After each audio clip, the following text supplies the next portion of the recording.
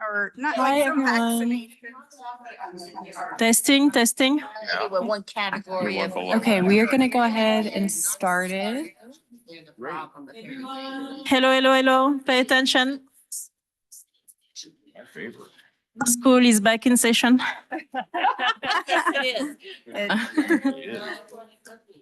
Okay, can folks online hear everything okay? Yep. Awesome, thank you. Okay, so we'll go ahead and get started. Welcome everyone to the August Yolo County Climate Action Commission meeting. It does feel like we're going back to school. I'll pass it to you, NJ. Okay, so good afternoon, everyone. Today is Monday, August 26, 2024. Just stating it for the record.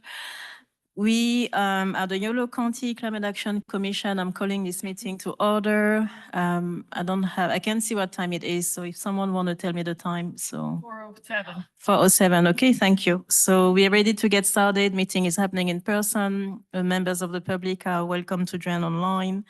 And I'll turn it over to Julia for the roll call. Okay, great. Okay, Commissioner Mavondo, Here. Commissioner Reed, Here. Commissioner Daddle, Here. Commissioner Allman, Here. Commissioner Kim. Not here, and I don't see him online. Commissioner Serena. Here. Commissioner White. No. Commissioner Austin will be joining remotely soon, so we'll be able to see her up there. Commissioner Alvarez will be joining a little bit late, but he'll be here. Commissioner Bennett. Here. And Commissioner Britton. Here. Okay, Thank you. Do we have any ex officio members? We do have Sarah Morgan, and then I don't see.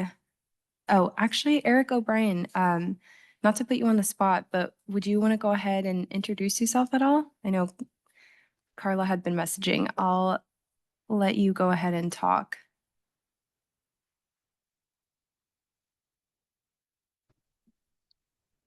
Hello, are you able to hear me all right over there? Yes. Perfect. Hello, everyone. I'm Eric O'Brien. I'm the brand new Director of Sustainability at UC Davis. I've been in the area now for all of 2 weeks, so I'm excited to learn more about what you're doing there. I'm joining you from the state of Iowa, so this is a big transition coming from the Midwest to the West Coast. And as I said, I'm just really excited to learn more about all of the efforts that are happening here and see how UC Davis can help play a part. Thank you, Eric O'Brien. Welcome. You will find Yolo County to be very friendly and just fantastic. Thanks for joining us today. And last, Julia, so we want to acknowledge that Supervisor Provenza is also with us. We do. Hi, Supervisor Provenza. Okay, thank you. So let's move on to agenda item number 1, land acknowledgement. Commissioner Allman will read it for us. Thank you. We should take a moment to acknowledge the land on which we are gathered. For thousands of years, this land has been the home of the Patwin people. Today, there are 3 federally recognized Patwin tribes: the Kachil-Dehi Band of Winton Indians of the Calusa Indian Community, the Quetzal-Dehi Band of Winton Indians, and the Yoke-Dehi Winton Nation. The Patwin people have remained committed to the stewardship of this land over many centuries. It has been cherished and protected as elders have instructed the young through generations. We are honored and grateful to be here today on their traditional lands. Thank you, Commissioner Allman. So agenda item number 2, approval of the agenda. Do we have any comments, discussion needed on that? Are you ready to make a motion?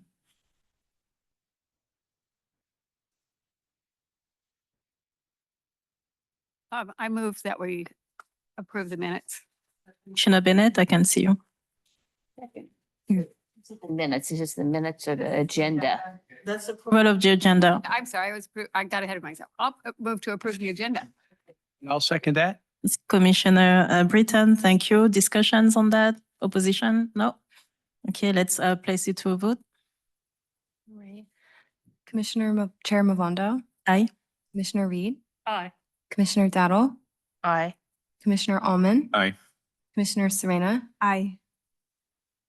Don't see Commissioner Austin yet, but Commissioner Bennett Aye. and Commissioner Britton. Aye. Thank you. The motion passes. If everyone on the floor, okay. So agenda item number 3, we're opening the floor to public comments. I don't see any members of the public in the room, so do we have anyone online? We do, yeah. I see Scott Stewart's hand raised. So Scott, you have 2 minutes. 3 minutes. 3 minutes. Yes, and then Scott, you're welcome to state any affiliations that you want for public records. And as a reminder, this section is for items that are not already on the agenda. You have the floor. Thank you for joining us today, Scott. Thank you for the opportunity to speak to this commission, and I just want to thank the commission members for shouldering all of the comments that came into this commission and are now being processed, and thank you, Julia Olson, as well. I wanted to also mention that I am a member of the California State Strong, which is an assemblage of indivisible coalition. We are observing a very different outcome than we would have expected being a solar state. The governor and the California Public Utility Commission have seen fit to change the way that rebate structures work in California. As a result, we have seen 13 solar manufacturing companies close in California and 17,000 jobs lost in solar retail. There is currently a bill being passed, hopefully, in the assembly, the last bill standing, 1374, AB 1374, and I encourage any of these commissioners in your office to let Aguilar Curry, you want that bill to pass. Thank you for my time. Thank you, Scott Seward. Any additional information? Members of the public? We have hands raised. I don't see any. Anyone else online? Okay, we can move on. Okay, thank you. So this concludes our time on agenda item 3. Please look at the 4th agenda item, which is about the minutes of July 8, 2024. That was a special meeting. Do we have any discussions needed on that? Refer to attachment B. Do you see anything that needs to be amended, edited, revised?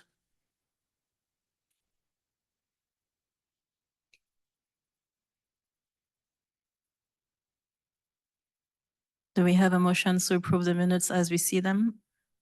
I'll move that we approve the minutes as submitted. Commissioner Dattel, second. Thank you, Commissioner Reed and Commissioner Dattel. Again, discussions? None. We're ready to vote. Thank you. Chair Mavondo, Aye. Commissioner Reed, Aye. Commissioner Daddle, Aye. Commissioner Allman, Aye. Commissioner Kim, also welcome, Aye. Thank you. Commissioner Serena. Aye. Commissioner Bennett Aye. and Commissioner Britton. The motion passes. Thank you, everyone. So we're cruising to agenda item 5. We are about to listen to staff announcements and reports. So let's start with 5A, updates on the long-range calendar. Refer to attachment C. Julia, you have the floor. Thank you. Okay. All right. Well, thank you guys. Feels like it's been a while since we've seen each other. So I'm glad to be talking with you all today. I'm really looking forward to giving some updates on our long-range calendar, which is attachment C, if you have that up. But wanted to point out in the coming months a change to the CAP schedule and then some background behind that. So as you all know, we had wrapped up our public comment period where the public comment portal closed on July 12th or 10th at midnight.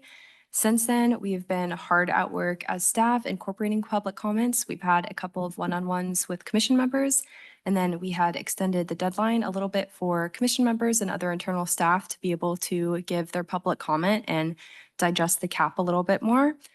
So currently, we are still working on incorporating public comments to the best of our ability.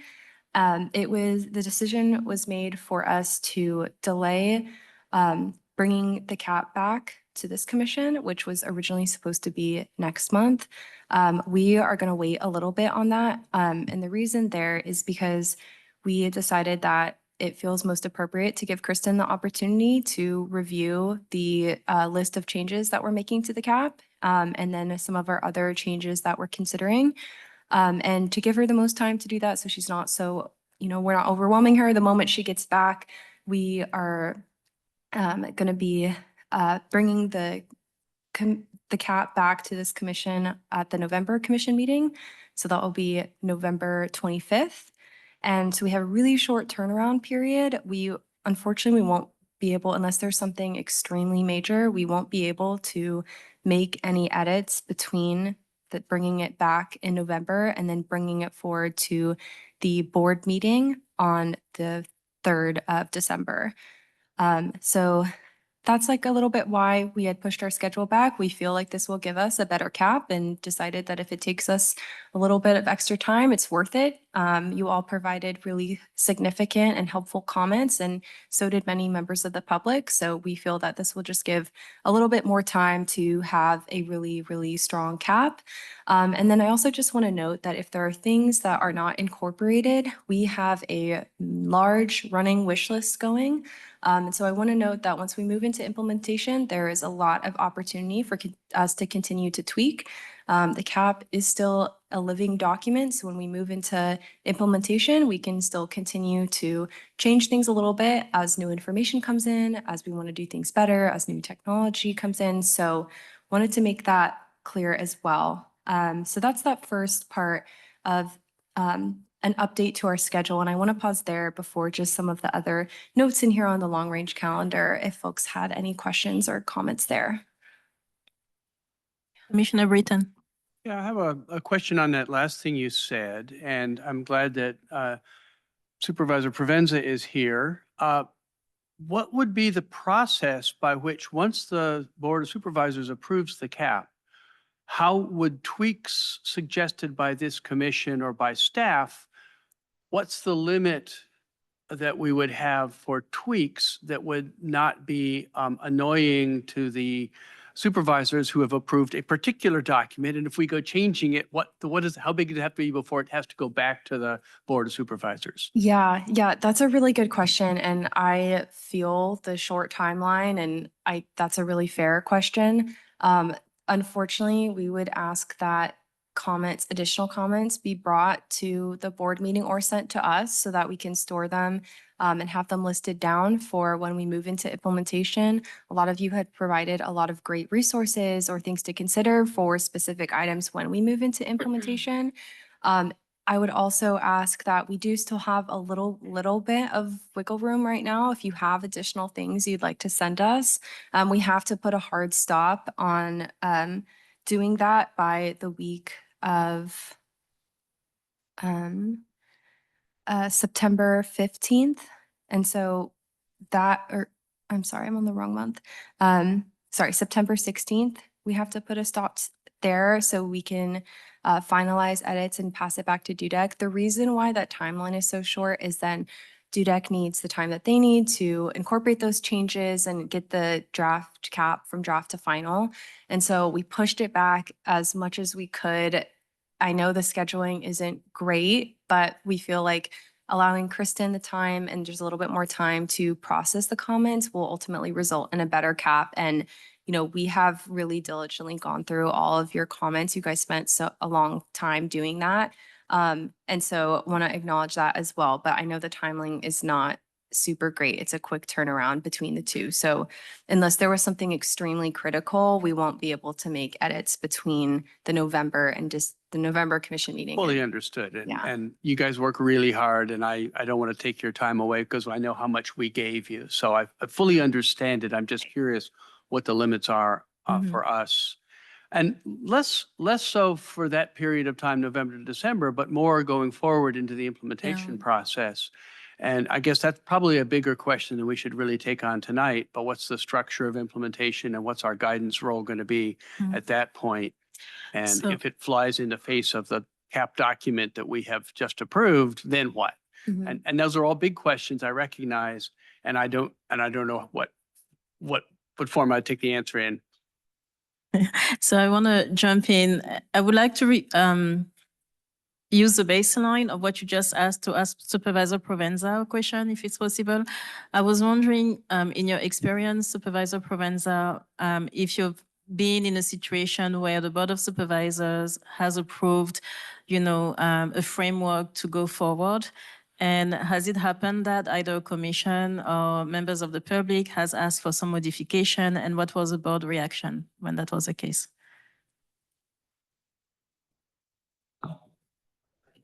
Think that we've been in the exact situation, but I guess I'll compare it to our strategic Mhm. plan. That's a document that can be changed. We're kind of developing it, we'll have the final strategic plan, but then we will make modifications. Probably best to save those so they're not coming in every meeting, maybe at a 6-month review or a 1-year review. If you're kind of entering the implementation phase, to come back a couple times a year with suggestions, I think would not be too much. And obviously, an emergency, you could do, have to stick to that. But I would say work on them over time until it's set, if it's necessary to recommend revisions. The other thing is, as you're working on implementation, some things may become imperative and need to be changed. So that's part of the process, and making clear to the board that this is a living document. You're recommending a living document, recommending that it be passed, and then we go into the implementation phase, but we're also recommending that you open to future changes. Thank you. That's very helpful. Thank you. Any additional questions, Commissioner Dattel? Yeah, so, we don't have very much time between when we get a document and when the meeting is. So usually it's a Friday afternoon and a Monday meeting. Yeah. So surely we would know before that November meeting what some of the acceptable changes have been. So could we get a tranche of those at this, before that at an earlier meeting or two? And so we're doing an increment of the changes. Yeah, we can do that. Our intention is to have that changes list and then our wish list, which can stir some thoughts about moving into implementation. As a group, we have to have a chat about commission reappointments and what the future of this group looks like. And so I think that kind of ties well into an implementation conversation as well. But it would be our intention as soon as we have that list finalized to share it with the group. So people can go ahead and review, and I can make a note to make sure we're getting things out as soon as possible come November too. Yeah, whatever, however is slicing and dicing it works, like if you have a bunch of smaller things that have already been done, we can look at those, or on one specific chapter or something like that, so that we just don't have it all at once and then end up, not getting to it, or the meeting being extended away into the wee hours. That'd be great. Thanks. Thank you, Commissioner Dattel. Any additional feedback on that segment online? I don't see any at this time. Okay, so just for disclaimer, so people know we're going to reserve public comments at the very end of this agenda item. So we are now discussing or listening to 5A. Would you mind reminding us what the acronym CPRJE stands for? Thank you. So that's the Climate Pollution Readiness Grant that a lot of you in this commission wrote a letter of support for. Supervisor Provenza was really instrumental in support for this. Unfortunately, we were notified on August, we were given more reasoning behind on August 23rd as to why we weren't selected. And so we're all bummed, but we're also committed to looking into future opportunities with funding through EPA and then through working with the Air District on how we can move forward and continue to push carbon farming forward. And so it's definitely a bummer that we didn't get selected. If you want more information on that as well, there was about for a grant that had a little bit over, there were over $44 million requested in the amount of projects that were submitted over. So it was a really, really competitive grant. Some of our strengths were that we had really significant community engagement, programmatic capability, and then past performance in job quality. And so we have some information as well about it seems like it was just a really, really tight and competitive application. They apparently our kind of peer application for this proposal was the city of New Orleans, which was 49 million and had multiple prongs, EV bike share, municipal building energy upgrades and solar, planting 7,500 trees, solar incentives, and large building decarbonization. And even though we feel that our application was really competitive, unfortunately, that is just the way things went this time. And so I will kind of leave it there if people have more questions, but I also wanted to share that I had a little bit of information wrong. There was a request, the EPA received a request of approximately 33 billion in funding. And our project as a whole had requested almost 93 million for equitable infill development, sustainable, accessible transportation, and carbon sequestration projects.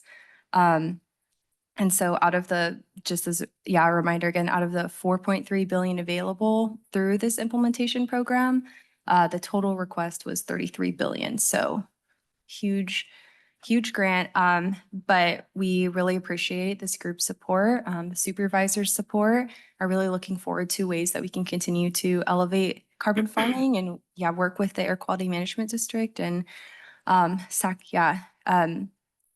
and we feel that, maybe it just wasn't this time, but yeah. Thank you, Julia. Any questions? Reactions? Words of encouragement? Commissioner Dutton. Oh, yeah. I mean, they say that you just like many job applications will eventually result in a job. And I think to some extent that's true with grants as well. So do we know if there were other applicants who asked for money specifically for carbon farming? So it would be sort of parallel to what we did.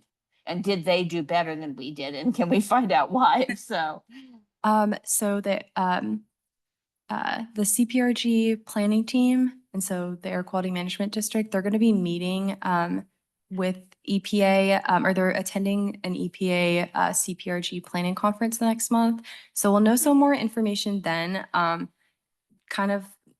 Unfortunately, the applications are not public, so we aren't really able to see that, but we had heard that City of New Orleans was apparently like our peer application, but they didn't have any carbon farming in there, so I'm not sure. It's a very different, Yeah. than what we would be presenting. Yeah, but if I find out more information, I'm happy to continue to update. Great, thanks. Yeah. As a reminder, I will ask you to try to speak in the mic to make sure that people online can hear us. Yeah, thank you. Supervisor Provenza.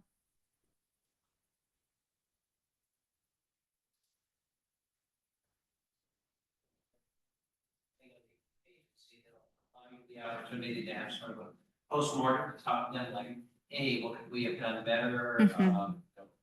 Was the application perfect, but you just gave it to somebody else because there's more perfect or was the problem? We've argued it differently. And sometimes they will go through and tell you next time to improve.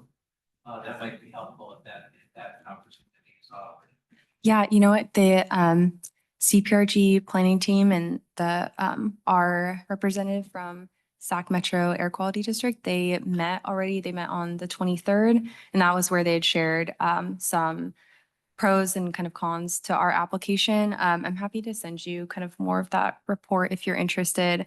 But they did say that, you know, it was just extremely competitive, but feel that there will be opportunities in the future for us to continue to advocate for carbon farming specifically. I think the commissioners would like to see that as well. Yeah. Yeah, I'm happy to do that. I also can just, if people would like, I can kind of briefly walk through some of where we were successful and not as successful in our application. Do you mean now or another time? Yeah, I can do that now and send it out afterwards as well, but So you guys. let me get a consensus in the room. Do we have additional questions on the floor online? Commissioner Serena? Oh, I was just gonna flag, I'm sorry, I just don't know if Supervisor Provenza's mic is working because I Oh. kind of can't hear him as loud and I don't know if the Zoom audience can hear him. Maybe that's, yeah. Now it's on. I noticed that it just, I Yeah, can just hear to- you very low. Summary, I was just saying. There you that go. We can, Okay. the agencies will give feedback if you ask for it, but it sounds like Yeah. they already did that. And it's helpful feedback to what you could do in the future to improve the application and whether they're encouraging you or telling you don't bother, you'll never get the funds. But it sounds like it's encouraging for the future. So, and I was suggesting we should all see that feedback. And of course, we're just part of a larger effort by the Mhm. Air Board and so forth. But Yeah, disappointing, but you have to keep trying. yeah. Vice Chair Kim? Yes. So what were the cons? Okay, yeah. So, well, I'll start with the areas that we were a little bit less successful. So where we were really successful was that community engagement, programmatic capability, past performance, and job quality. The areas where we were a little bit less successful were the impact of greenhouse gas reduction measures. And so, you know, one thing to note is that this was, multiple groups coming together for this application. And so our project was just a piece of a larger puzzle, getting there. So I know that there are future steps to get a little bit more information that's even a little bit more granular than this, but and then budget and timely expenditure of funds with documentation and detail as areas of, those were detailed as areas of weakness. There was also a strict page limit and we incorporated by reference calculations and descriptions from the PCAP, which was from Sacramento. And during the debrief, the Sacramento Air District was told that the PCAP was not reviewed and this negatively impact our scores. There was also concern that the programmatic efforts were not shovel-ready enough to move forward. As an example, we didn't identify specific landowners who would utilize funds from the farming program or parcels to install mobility hubs. So there seemed to be some skepticism that the Green Means Go project would yield the promised reductions. And it doesn't appear that any of the awarded applications included a land use sector project or program. So that's really important too.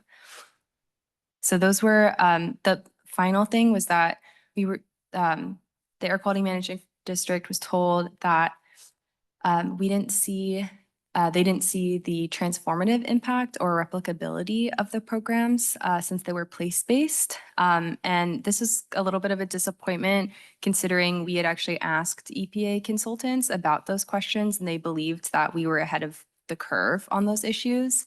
And so I guess our vision and message there didn't resonate as well as we had hoped, and that part kind of hurt our score as well. So the next steps though were Just to jump in, so what I'm hearing is that it's Sacramento's fault. The war.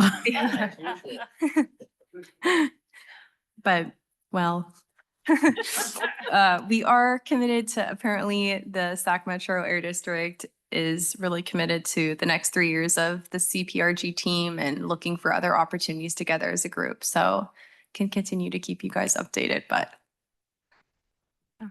Thank you. Commissioner Reed. Yeah, it's supposed to be an objective administrative process. However, we are California and we operate in a political environment.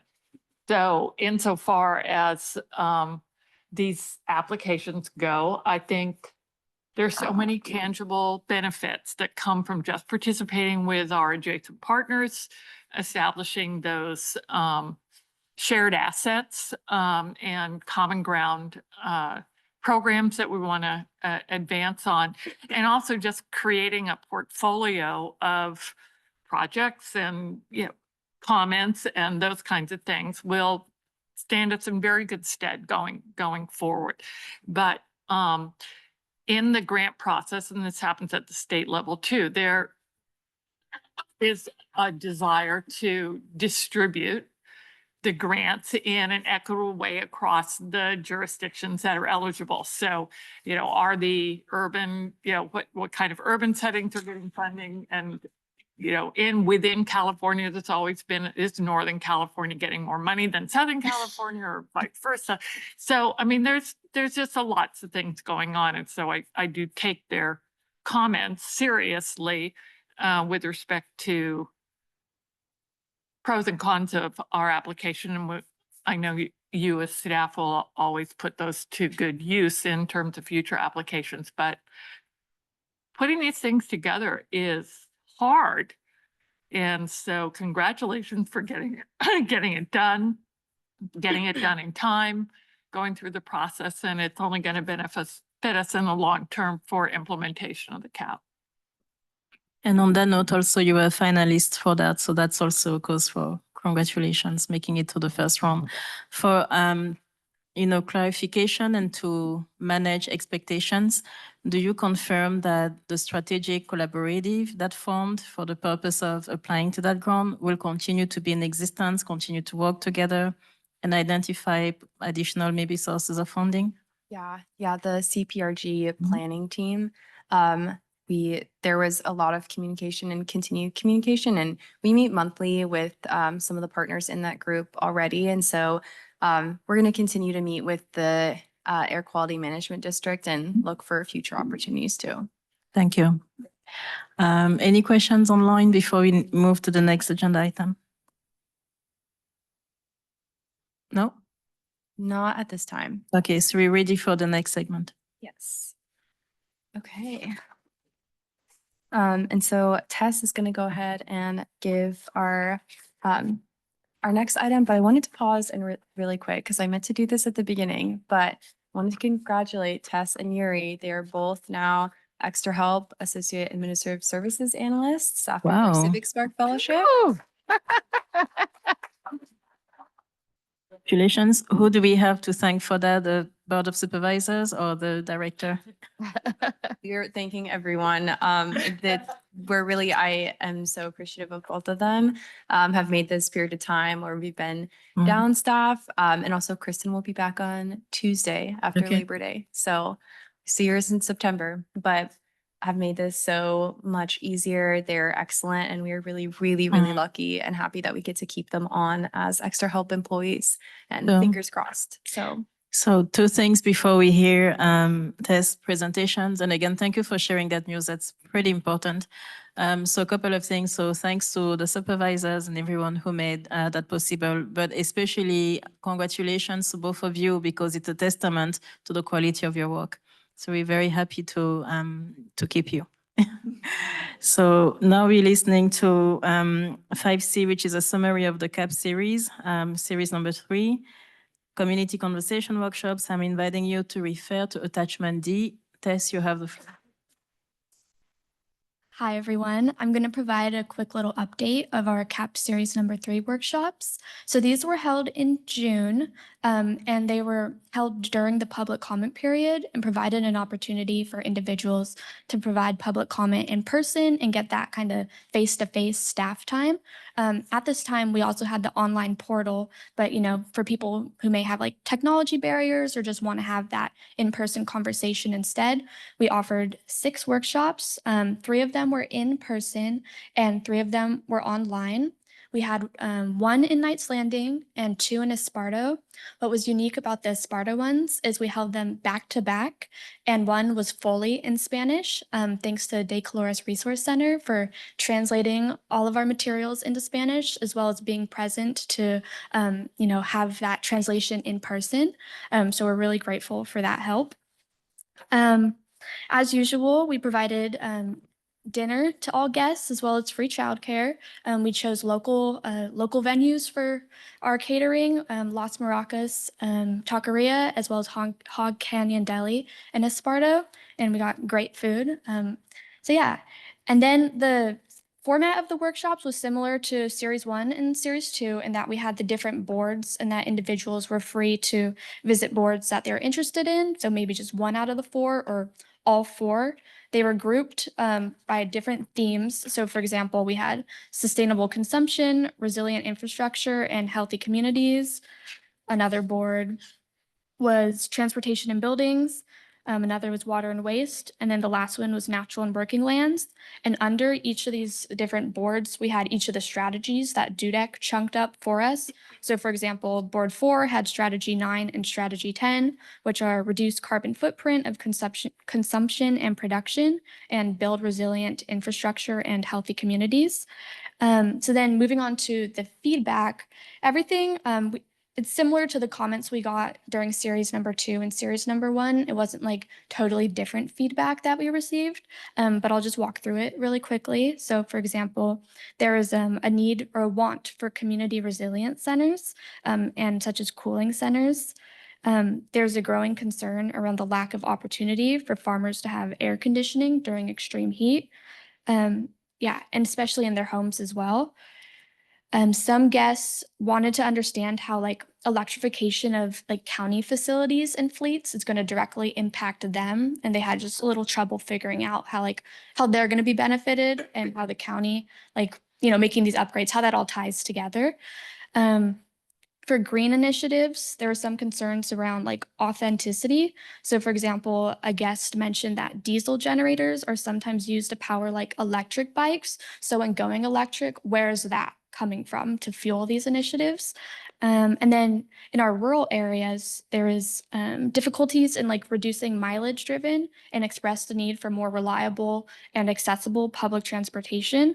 And then for energy efficiency programs, they're challenging to navigate due to complex requirements, and there's specific issues. For example, some people have questions like installing solar, they need their shingles taken off their roof, but the roof is perfectly fine. So that seems kind of, counterproductive. Why are you taking off my new roof just to put on solar? So trying to figure out what kind of benefit they get having to take something apart to get something that's supposed to benefit them. That was mainly the questions we got. We tracked all of these in our public comment sheet, sorted them by type, and are working with DUDEC to see how to implement them in the CAP. And you know what, if I can add really quick, Tess did a really good job of going over that, but I know we wanted to give also an update, which is in the staff report, of just how much outreach that we've done throughout the development of the CAP. And so, this is an effort to center equity and a just transition, and we're always working on making that better and want to continue to make this process even better during implementation. But I wanted to point out that over the past year and a half, we've attended over 34 tabling events throughout the community. Tess has taken on a lot of the planning for this and reaching out to different organizations. And so we've continued to build relationships with, we're getting asks now this year to come back to certain events that are getting ready to gear up to go. We've received over 1,000 survey responses from the community. And formerly, we had talked with the Office of Emergency Services, and their average response rate for those was 67 survey responses. So I really want to call attention to the ability that, being able to have staff go out and do as much outreach, have the commission support this outreach by all of your volunteering. It's changing the standard, it's changing the precedent and what the community is expecting of us. And so we want to keep delivering and make it better. We have presented as staff at 23 different public meetings to different agencies. We've hosted our as you know, our 3 series of CAP community workshops. And so total of that was 13 in person and 7 virtual workshops throughout the past year and a half as a targeted effort to get out with the community. And in total, we had about 211 community members attend our CAP workshops. And so I just want to pause there because I think that as staff have in this commission and support of the board of supervisors, we've really seen what can happen when we continue to engage and elevate what the community expects of us. And we just want to keep doing that as we move into implementation. Thank you, Julia and Tess. And I want to state for the record, because people listening can see it. So there is a map also that shows how much of the effort was in rural areas. So there was a concerted, work to reach people who are usually harder to reach. And again, also emphasizing, thanks to the commission asking for that, including our Equity and Engagement Committee, making sure the information is available in Spanish. That makes a huge difference. So lots of work. The commissioners contributed lots of their time as well. And I'm hoping that you find it worthwhile. Like Julia said, the type of results that we get is not something that's often seen in community outreach efforts. Any questions or remarks by anyone online?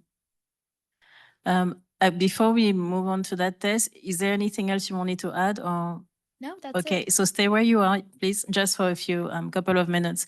I just want to hear from the staff. So I know this was a lot to undertake. And I think my question for you, like feedback for the commission, can you share if there was any type of support you wish had been there that you missed? And everyone did a wonderful job, like the commissioners volunteering, community partners volunteering, working on weekends and day off and evenings. But again, just for, so we are aware moving forward. I think we had great support. It was just, the summer's always difficult. People are on vacation. And so we didn't have like great turnout like the past workshops. We still got really valuable feedback, but just not from as many community members as we were hoping. So just maybe being more like picking more strategic times. Like I know like when is the best time, winter, people, holidays and stuff. So it's always tricky to navigate that. So just being maybe thinking a little longer about the exact months, but I know we had a strict timeline and wanted to adhere to it so we can have, our draft cap ready and bring it before the board soon. So yeah, that's the only comment. Okay, thank you. That's helpful. Commissioner Dattel. Yeah, it would be really, it might be really helpful to have a debrief session with our community partners about the sort of the whole process and get their insights and their suggestions on how we continue to enhance Yolo County's ability to do effective outreach. That's a great idea. The chair of the YCCAC, Commissioner Serena, wants to jump in. I just wanted to flag that I will be going over some of the debrief that we had at the YCCAC because we did debrief with those partners there, which were some of our critical outreach partners and thought leaders. So I want to reserve my comments for that, but I am lining up with you all on having that discussion. We do intend to have a really fuller, it was a little bit towards the end of our last YCCAC meeting, but we plan to have that as our main agenda item for our next meeting next month. Okay. Yeah. Yes, Commissioner Reed, then Commissioner Kim. One thing, and Commissioner Serena may want to pursue this a bit more when she makes her report, but I think going forward, one thing to consider is instead of doing our own events, doing coattails on other people's events in terms of presenting implementation and engaging them. A lot of, especially for instance, in the faith-based community, like the Unitarian Church, I mean, a lot of them have climate, subgroups and that kind of thing working on these kinds of issues in various ways. So maybe just in the check the box put the potential for piggybacking with activities that are already, gathering people there for maybe another reason, but it has a relevance to what it is that we may want to present or encourage them to participate in. I'm sure, thank you, Commissioner Reid. I'm sure that there are some reactions what we hear, and we want to keep talking about that, but I will follow the lead of Commissioner Serena here. And so let's table that part of the conversation for when we hear the updates from the ETAC committee. Yeah, and I do want to add that we actually did attend all of the tabling events that we were at. Those were led by other community organizations that we had communicated with and were in attendance of. And then we actually we had done outreach to the Clarksburg Chimes and a couple other of faith-based organizations throughout this process. They were pretty interested as well, but we want to keep doing more. So, yeah. Thank you. Commissioner Kim? Yeah, so seeing that on today's agenda, this is the only section where we talk about the cap. I'm wondering if I have questions or thoughts about the cap since our last meeting. Should I bring it up now or should I wait until commission board member updates? How about we wait until that feels right. Let's wait until updates, if that's okay with you. Okay. Okay. Thank you. Anything on the online? Any reaction? Actually, yes, we do have Chris Granger from Cool Davis. So we're gonna hear at the end. So we're taking on public comments at the end. Okay, Chris, yeah, if you don't mind just hanging on to your comment, we will come back to you. Thank you, Chris. We appreciate it. So Tess, I think this concludes our time on your update. Thank you so much. So agenda item 5D, update on early action projects. So this is Yuri. So we will be hearing about home energy program and electrification retrofit rebate outreach program. Yes. Good evening, commissioners. Thank you again for the opportunity just to be here and update you guys on some of the initiatives that I'm working on. And that's in regard to the home energy efficiency program, which I'll provide a brief recap since it's been a while since we've all been together. So walking over here kind of winded me out. Okay, so our home energy efficiency program consists of two other programs, the Home Energy Score Pilot Program, as well as the Weatherization Program. For now, we're calling them the Home Energy Efficiency Program, but in the future, I want to change that name to Electrify YOLO. It's just easier to get out there. But that the name change will follow once the programs actually launch. So for the Home Energy Score Pilot Program, we're going to be working with Earth Advantage, which also helped out Bay Ren. So we're going to be introducing the U.S. Department of Energy scoring system so homeowners can have a clear assessment on their home energy performance. As well with that, we'll have the weatherization program, which will give out DIY kits to residents just to make helpful energy saving upgrades. And on top of that, we're also collaborating with Valley Clean Energy with their program Arrow, known for Electrification Retrofit Rebate Outreach Program. We love long names here. And this program, all three programs are set to launch late fall. We're hoping maybe towards mid-October. And for the Arrow program, it's going to be helping residents by offering rebates and having application assistance on top of that too. And our main update for today is that we've extended our CBO application deadline to September 30th. This is the second pushback. The original application deadline was July 12th. And we then pushed that back to August 30th. But due to feedback, we are going to push that again to September 30th. And with this extension, hopefully it will allow more time for CBOs to prepare for their proposals and just ensure that we're receiving a broader and more diverse participation within our programs. So that's the main update within the energy efficiency I also wanted to give you guys a little heads up that we will soon be welcoming a new Civic Sparks Fellow to support our building electrification efforts. And that'll be very greatly appreciated. And that'll be next month as well. Our team is going to grow larger, and I'm happy to answer any questions. Okay, wonderful. Thank you. So I'll go first again, use my privilege here. Just a couple of questions. So I was wondering, so what you mentioned about that program being launched late in the fall? Yes, okay. So I was wondering if that program is going to be part of the dashboard that we are working on and hoping, will be implemented. So are we going to be will the public be able to track the progress that's being made, or has that not been discussed yet?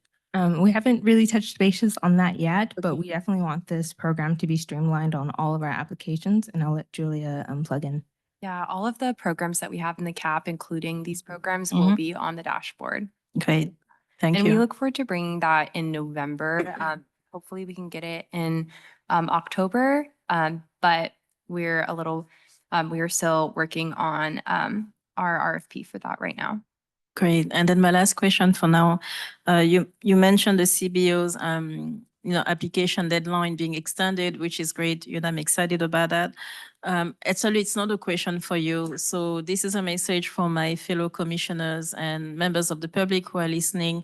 I would like to encourage you to reach out to businesses that you know that are serving houses here in Yolo County, residential houses. So you invite them to apply to that outreach program. So just one business I thought about, so we have in Woodland the pest service control, right? For example, so if you know someone who works there and who is, you happen to be a client, it doesn't hurt to give them the information. Just an example on helping with the outreach on that front. Okay, so that's all I had to say. Do we have questions? Anything needing clarification? Actually wanted to ask a little bit more about the progress of the CAP tracking dashboard. Yeah. Do you know when we'd be able to see it, or what the game plan of the dashboard is? Because I think many of us are aware that if there's no game plan on how the dashboard's actually going to be utilized, it's going to be less valuable and less useful later on. So it'd be really interesting to see what the game plan of how the CAP tracking dashboard's going to look, and of course, accounting for all of the early action projects and seeing all of its impacts on how those KPIs are currently being measured. Yeah, so we are currently working on our RFP. It was our intention to get this done in a little bit earlier to release in August. We just have been, the public comment period has been a pretty heavy undertaking on staff. So we are working on getting that RFP out. I think that, well, our intention would be then to bring a selected consultant back in the fall. So relatively soon, but I think if you have questions about the different components of the CAP dashboard, one would go back to just the fact that this commission provided really, really key points that you all want to see in the dashboard. So that is reflected in the RFP. And then along with some of the kind of examples that we had been toggling between is what we might kind of want to model there. If you have things that, wake you up in the middle of the night that you want to share about what else we really want to have on the dashboard, feel free. Go ahead. Yeah. So I think the RFP needs to be, don't just give us a dashboard, but give us a plan on how we can use the dashboard realistically with our limited, county staff. Because if they just give us this tool and they don't give us a plan, then I just feel that's incomplete. And that's kind of what consultants do. Yes, give you a plan, or give you, some big system, but may not be as helpful. Yeah, thank you for bringing that up. We have it written in our RFP that we would ask for trainings with the consultant and staff. Since after the contract ends, staff will be the ones that are continuing to update the dashboard. And so we will have multiple trainings with that selected vendor and then staff as well, so that we're able to maintain that well. Our plan too would be to update it on a quarterly basis for now. And so that's what we also have written in the RFP. Thank you, Julia. Anyone else? I just want to say, one, thank you, Yuri, and Yuri did present to our TAC, and so those are also on my feedback notes, but just really, really excited about the launch of these programs, and of course that they are well-rounded in the sense where we're considering all the seasons that are impacting our community. And I've already shared my thoughts on that. And so I know that you're working on including summer season kit. Hopefully, I know there's limited funding, but it's something that we had spoke about at the TAC. So thank you, Yuri, for your hard work. Thank you. Thank you, Commissioner Serena. Commissioner Dattel. Yeah, can you say a little bit about recruiting the community-based organizations to help with this work? Because that's now been pushed back a couple of times. And it seems like if you already have people in mind and they just need to fill out paperwork, or if just identifying the groups is a problem, just give us a little bit more insight into that process of recruiting the CBOs. Came around to the first extension. We wanted a particular CBO to apply, but they expressed some confusion towards the material that we had out.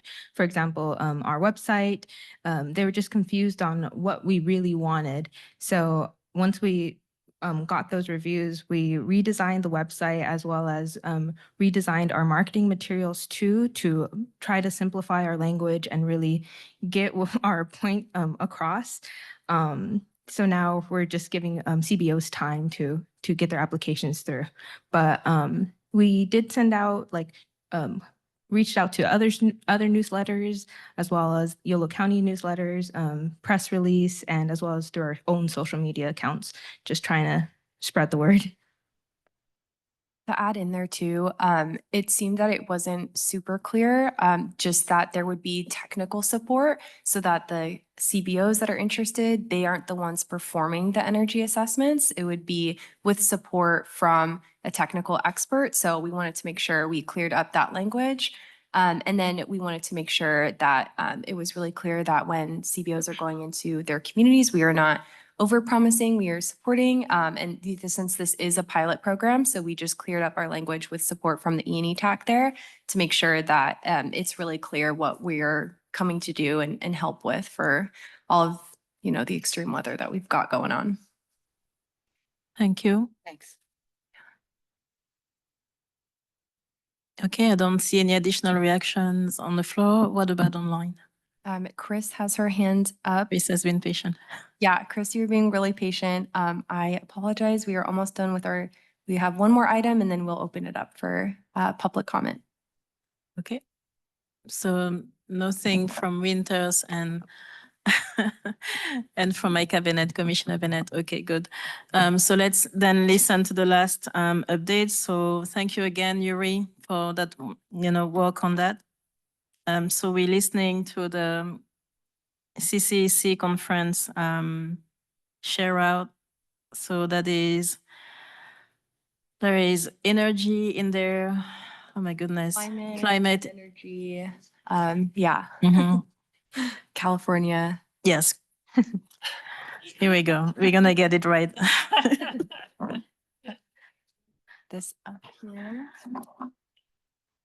National no, because I was on the organizing committee. What a shame.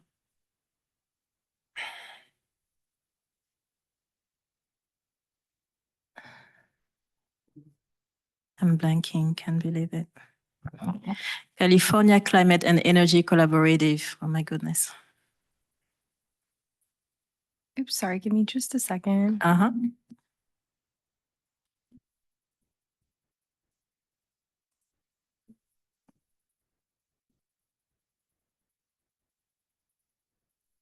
So while Julia is getting ready, it says attachment E on the agenda. See if you want to follow along. While we're waiting, can I just add, Yes, Yuri, that I think Electrify Yolo is great. I agree. I agree, yeah. snappy. Okay. Yeah, so it's been a while since we had attended, the three of us had attended the California Climate and Energy Conference. That was back in June on the 25th and 26th. So we had a pretty quick turnaround. This was held in Palm Springs.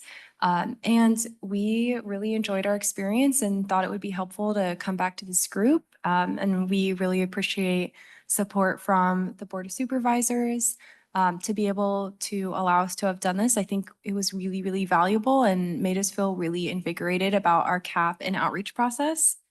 And so there felt like two major themes at the CCEC. People this year were referring to it as the SEEK conference. So all the abbreviations have changed a little bit.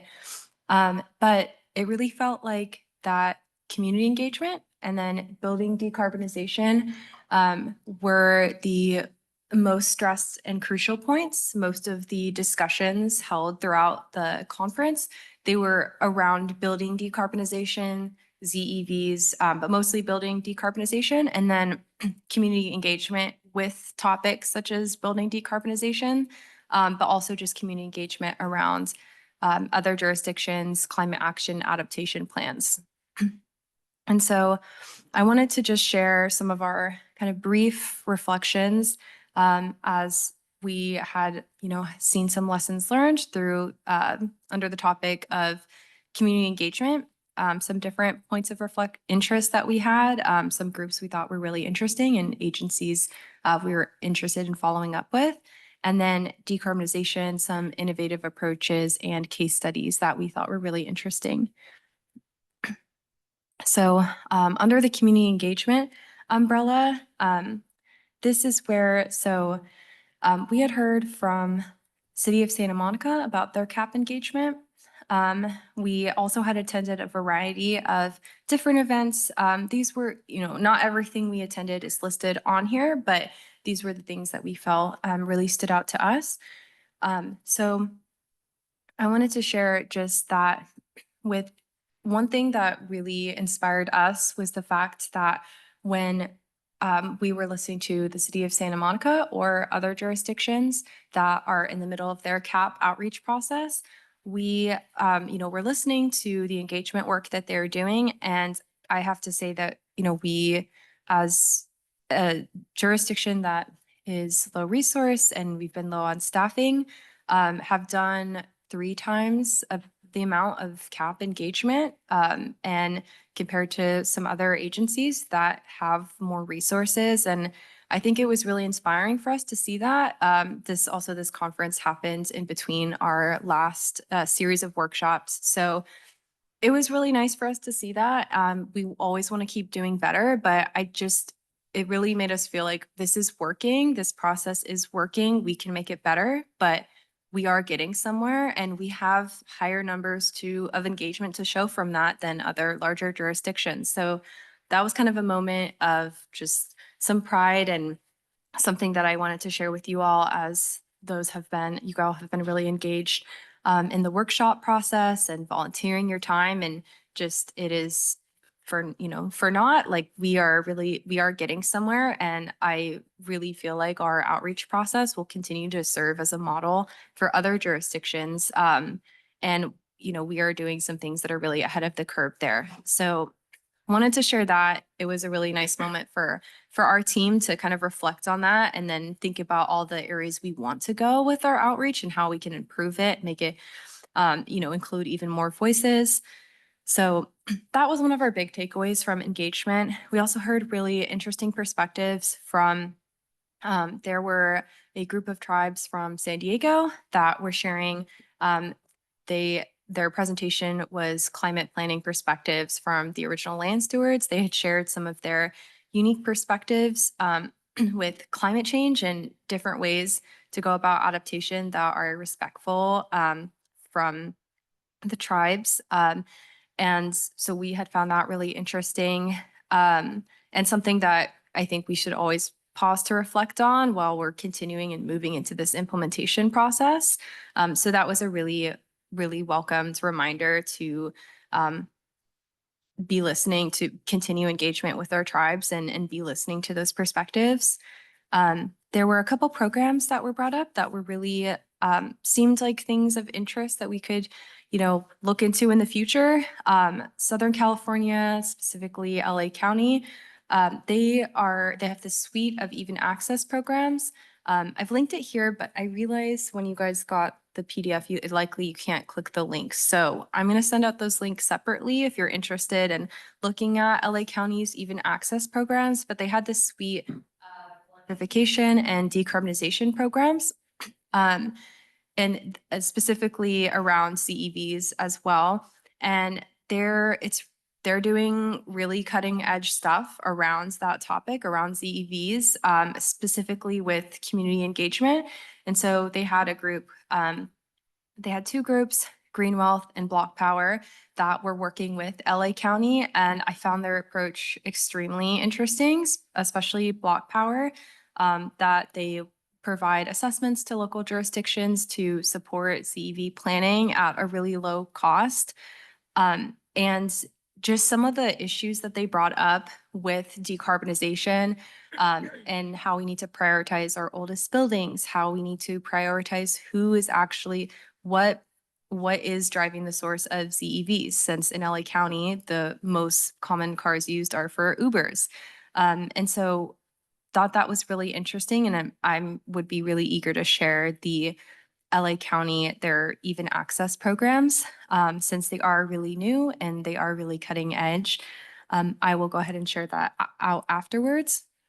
And then these programs also highlighted that there is a ton of funding coming down the pipe through, it was Green Wealth. And so I'm not as familiar with the organization, so I don't want to misspeak, but that they are one of the organizations that will be supporting with administering funds. So we kind of have that flagged as something to look into, since they had said that there would be significant amount of funding, $10 million to be exact, over the next couple months. And yeah, that would be Green Wealth. So we are going to continue to look into that, but I had not heard about them previously. So something that we're eager to continue to follow up on. But in all, this was our thoughts and kind of reflections around community engagement. And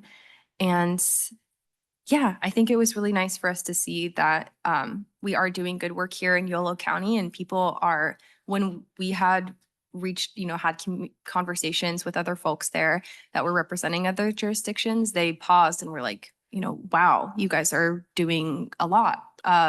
And so I think that, just with all the time that you all have spent in this process volunteering, just to feel really proud of what we're doing and where we're going to.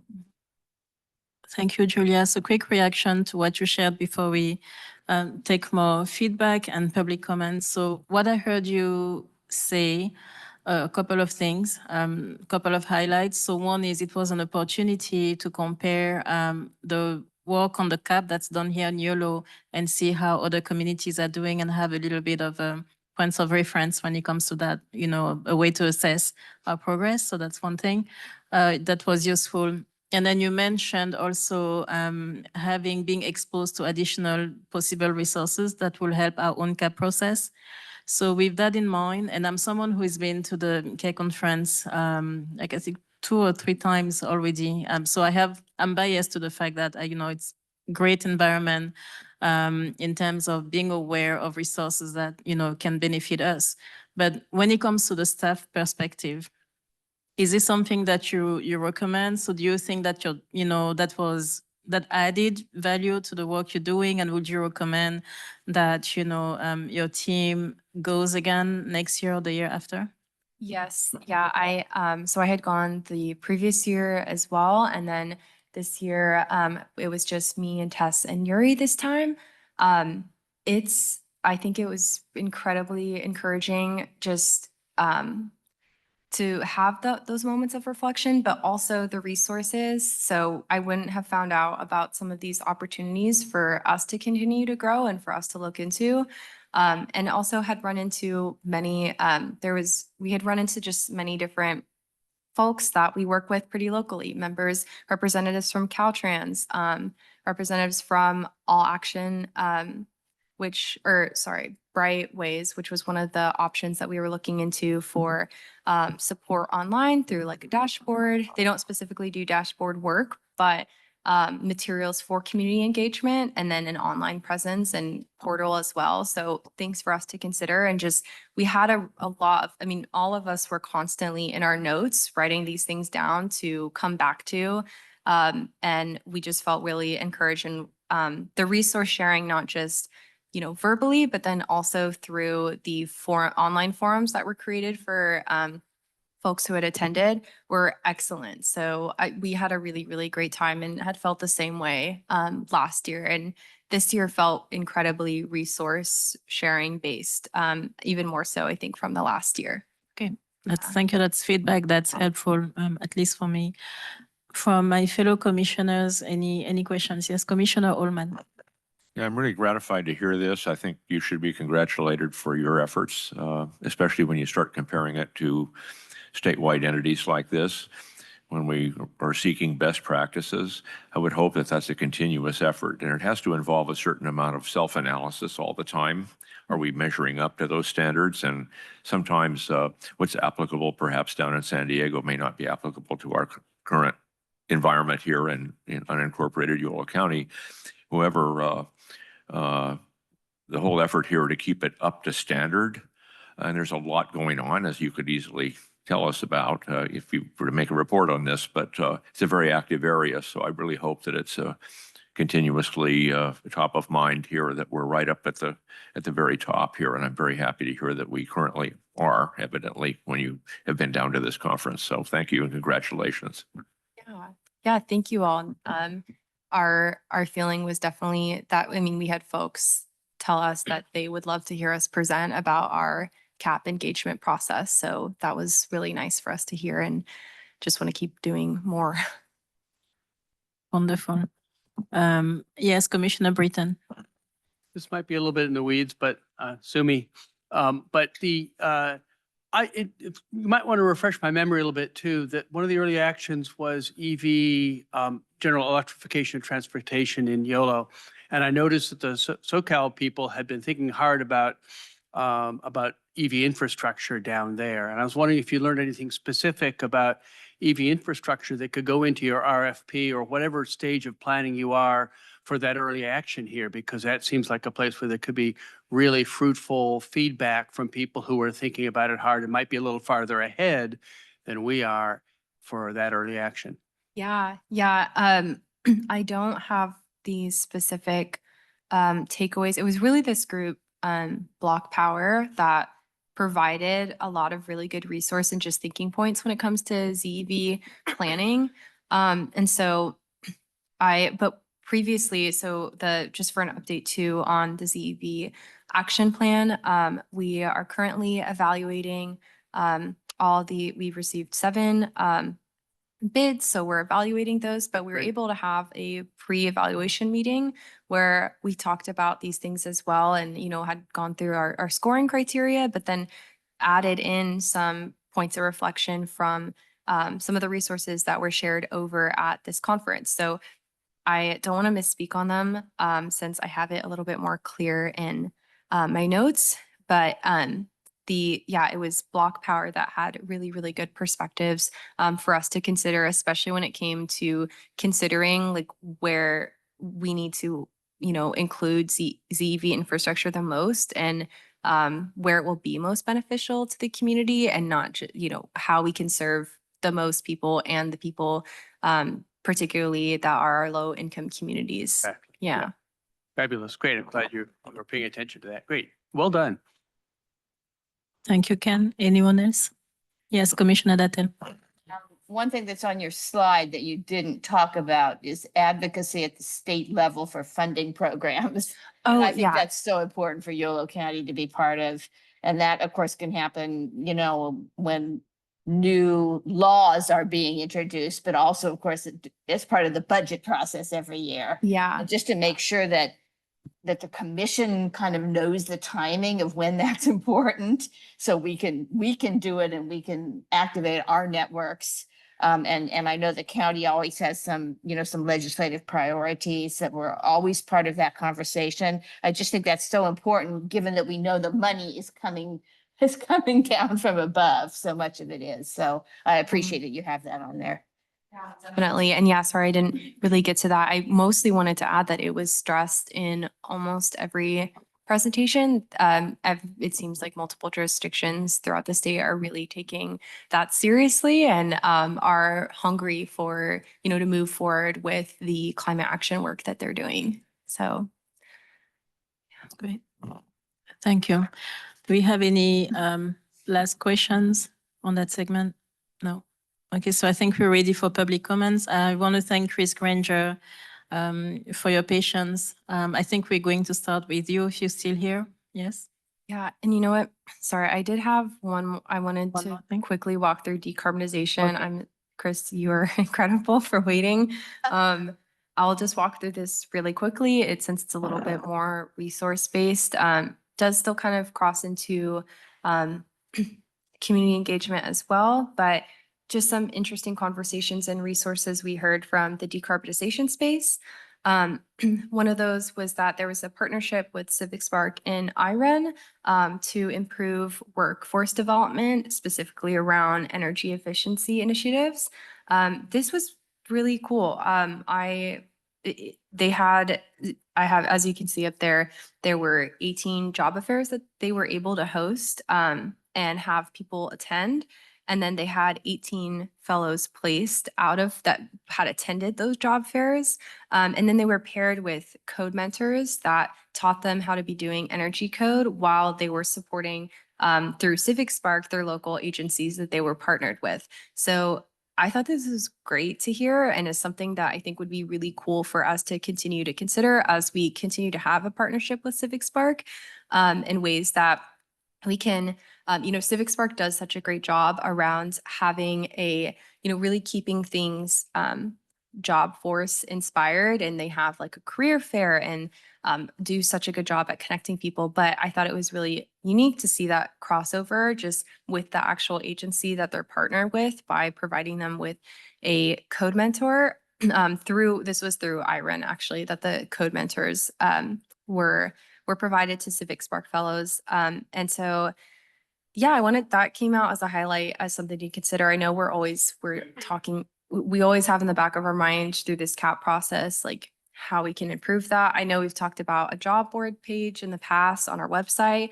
And so this is just something that like really had caught my ear as something that I want to bring back to this group. And I think would be something as we continue our collaborative, the YOLO Regional Resilience Collaborative, and kick off that project in the coming months, something that, we would be something that we want to go after and work together on. So, and then I can quickly go through some of the kind of last thoughts. A really huge stressor for decarbonization in building decarbonization was upgrading without displacing. And so there was this organization called SAGE, in LA County. And they had a really great outreach and engagement process, specifically around homeowners. They provided kind of their takeaways as a community-based organization working with LA County. So that was really great to hear, obviously, from our perspective. And they had mentioned things like getting, having these tight timelines that I know we have had with our, we've unfortunately had and have had our amazing community-based organizations rise to the occasion, but we'd love to not have those tight timelines. And so how can we do a better job at communicating that and continuing to build trust and support from our community-based outreach partners? And so they talked a lot about tenant rights and just how certain green upgrades can be disguised as ways to kick people out. I know the housing situation is a little bit different here than LA County, but just was really emphasized as one of their biggest problems that they're facing. And that, they can, it's really easy to get a building or a project permit, and they can create a lot of noise outside of buildings to force people to move out, and then use these kind of green upgrades to have people move out, and then not allow them to come back after doing these energy enhancements in their homes. So it was something that was really helpful for us to be mindful of and consider when we move into implementation. As I keep saying, all of this was, I think, a really helpful touch point for us, especially with the building decarbonization and home energy efficiency programs that we've got going on. One of the things that was made clear by SAGE was that it's really important to implement a right to counsel policy to support tenants. And so all of these things are just things that, you know, we, from hearing that feedback, and especially hearing they did a really good job of sharing community members' feedback and quotes from the community, hearing those things were just really helpful for us to consider as we kind of enhance our programs as well.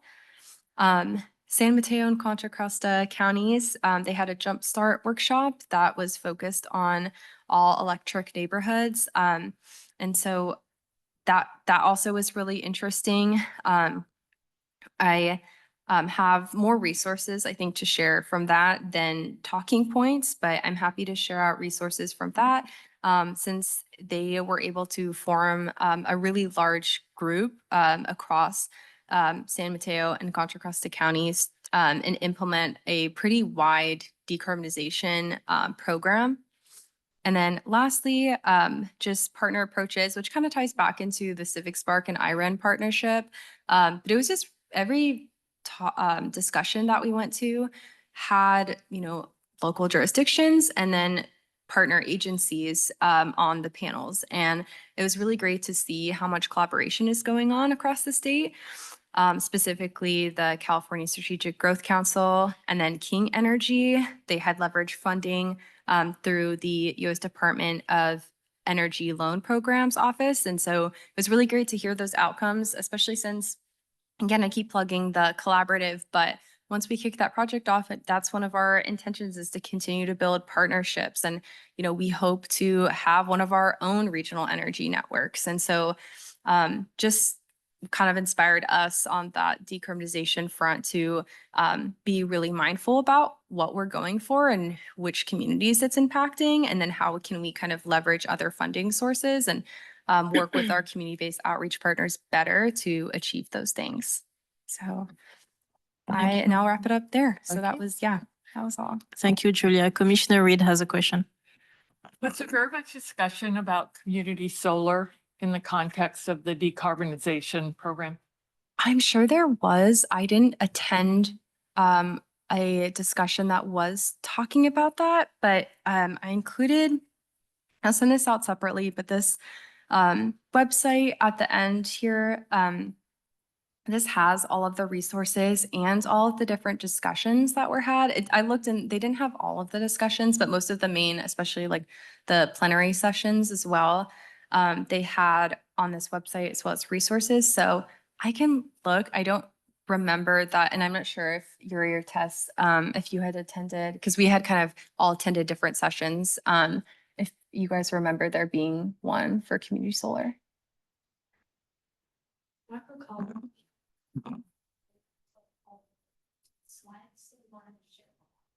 Oh, yeah. Great. Thank you.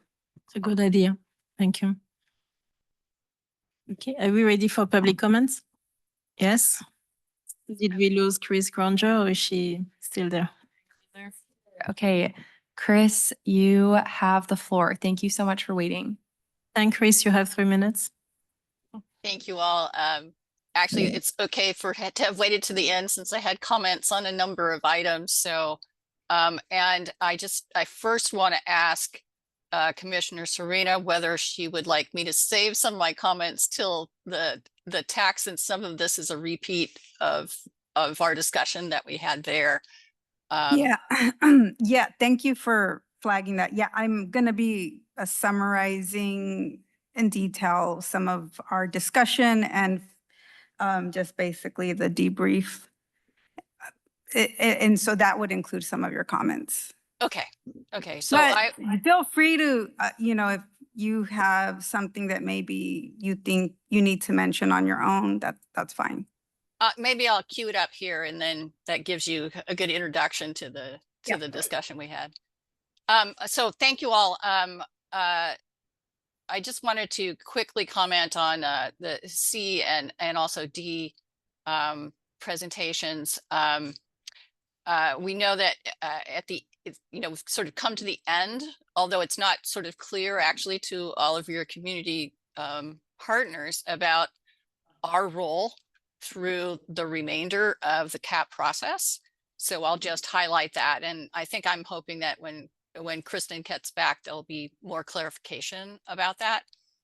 But one of the thoughts that I had that I shared with the TAC was that, first of all, with staff, please ask us for a formal report of our activities because you want to include all of our work in doing outreach in all of the list of events and ways that the CAP content has been communicated to the community. So that'd be my one suggestion around kind of closing out our participation. And then I also suggested that we really have a debriefing session that is not a part of one of these formal meetings.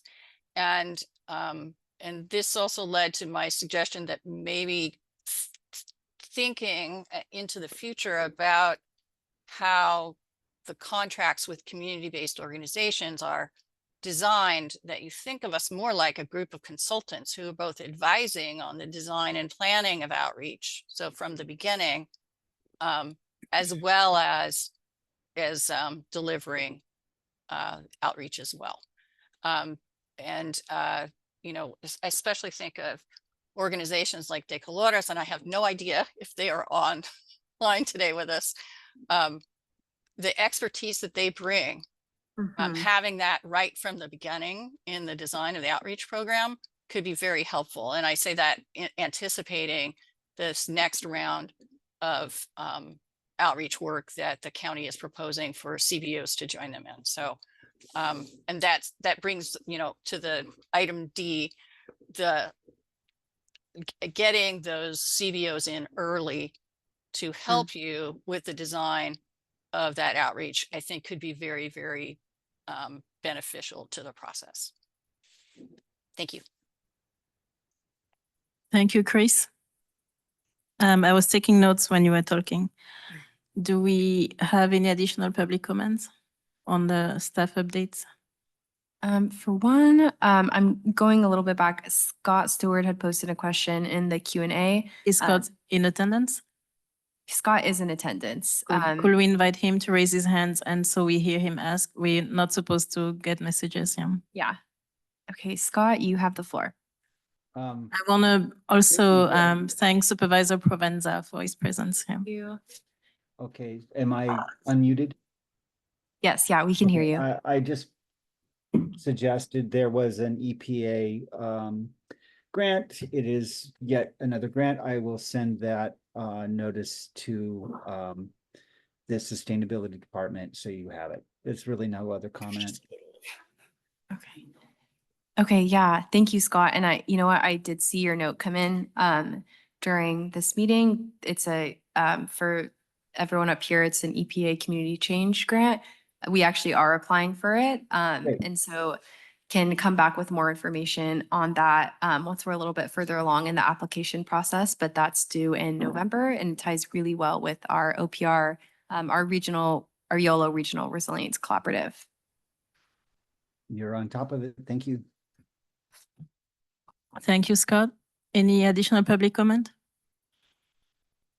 Chris has her hand up again. Chris, did you want to add more comment? Okay, no, never mind. She just lowered it. Okay, because I was going to have it be saved for the next segment. So we're trying to stick to the rules. Are we good? We are, yeah. Okay, so this concludes our time on our staff announcement. We had a lot to cover given that we haven't had a regular meeting in 2 months.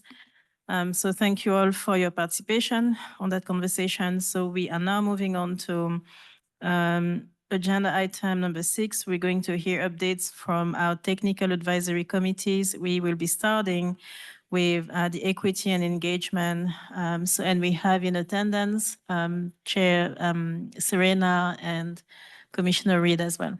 Yes, So- thank you. We had our E&E TAC a couple weeks ago, and there was, a big discussion around our CAP workshop debrief, feedback with our, CBOs that we have partnered with and have been critical to our outreach efforts. And first, I want to acknowledge the workload that county staff have on their plates with Kristen gone, and that's been felt. And so, we had a really strong first round of outreach, pre, the release of our draft cap. Okay, that was really strongly, it was effective, it's successful, and it was successful because of our community-based partners. Our CBOs and our E&E TAC are the experts in the community. We know what's happening on the ground. And so when everybody's patting their backs, the work is about the people who are out there on the ground, knowing what's happening in our community. So I just really want to again, applaud our CBOs because they have been so important. This second round of outreach, it did feel that there was just a very strong push with these dates back to back. And this is feedback that we heard from all of our CBOs. The timelines were close. We made recommendations, we flagged a date, and that landed on deaf ears. And so one of the outcomes of our debrief is we want the CBOs and everybody on the E&E TAC to be heard, not just be decorative, not just be, oh, we have this E&E. No, when we make suggestions, we want to be heard and we want to be considered as the experts on the ground. So some of the attendance was low, which we knew was going to be the case. A comment, and again, this is not nitpicking, but people are not on vacations, and we know that people are not on vacations during the summer. They are working. They are working. It is harvest season. So we want to be heard. I'm sorry. No, it's all good. Take your time. We're listening. And so we know that there's been some weak spots with our consultant, and that came through, and it really affected our outreach this time around with translation, us having to lean into our CBOs, which, were they getting extra funding for that? I don't know, but it was a big lift. It was a big lift because our consultant, they just fell short in certain areas. So there we are scrambling, and it just felt a little bit stressful on our CBOs, on us, grappling with the timeline, and some of that did, I feel like, impact some of the outreach events. And so, yes, we had a very strong outreach initially, but then Kristen left, and then, Dudek fell short, and I felt like it affected and impacted our second round of outreach. Mm-hmm. And I know what I saw. I know what I saw. I saw scrambling, all of us scrambling, juggling these dates that were pushed, even though we said, hold on. There could be an issue with this date or that date. Our families in these rural communities are working double time right now. It's, just the tomato field right in back of my house just got harvested. Like, we know this because we see it, we see the fields, we know who's out there working.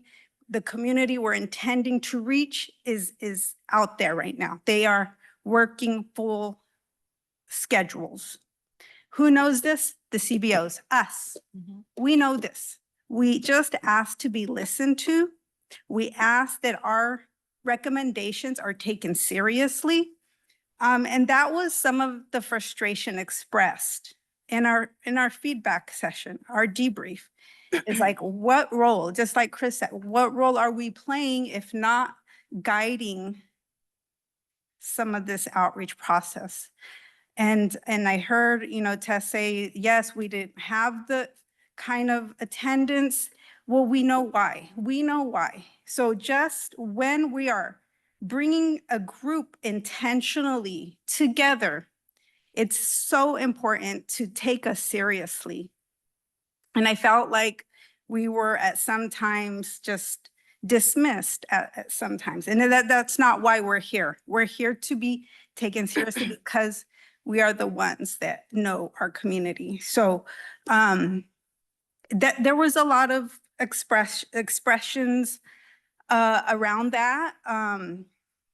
Some of the forward-facing flyers, trust is so important in this outreach process. And we need to put forth our partners on, forward facing in some of this outreach, and maybe co-sponsored by the county, or in partnership. But really lifting up our partners is going to be really critical to building that trust. And that's something that we need to see more of. We need to see more of that collaborative trust with our partners. And that's one of the things that needs to be emphasized. We also were talking about, Chris may have mentioned, an exit interview for our partners to talk, about how their experience was. And I think that's really important to, each partner have an exit interview with their experience and how they feel that, whatever the outcomes were, whatever, value was given or taken, or, whatever kind of outcomes we can report, because it is important to report the role that each, CBO played and, how critical it was to the success for the county.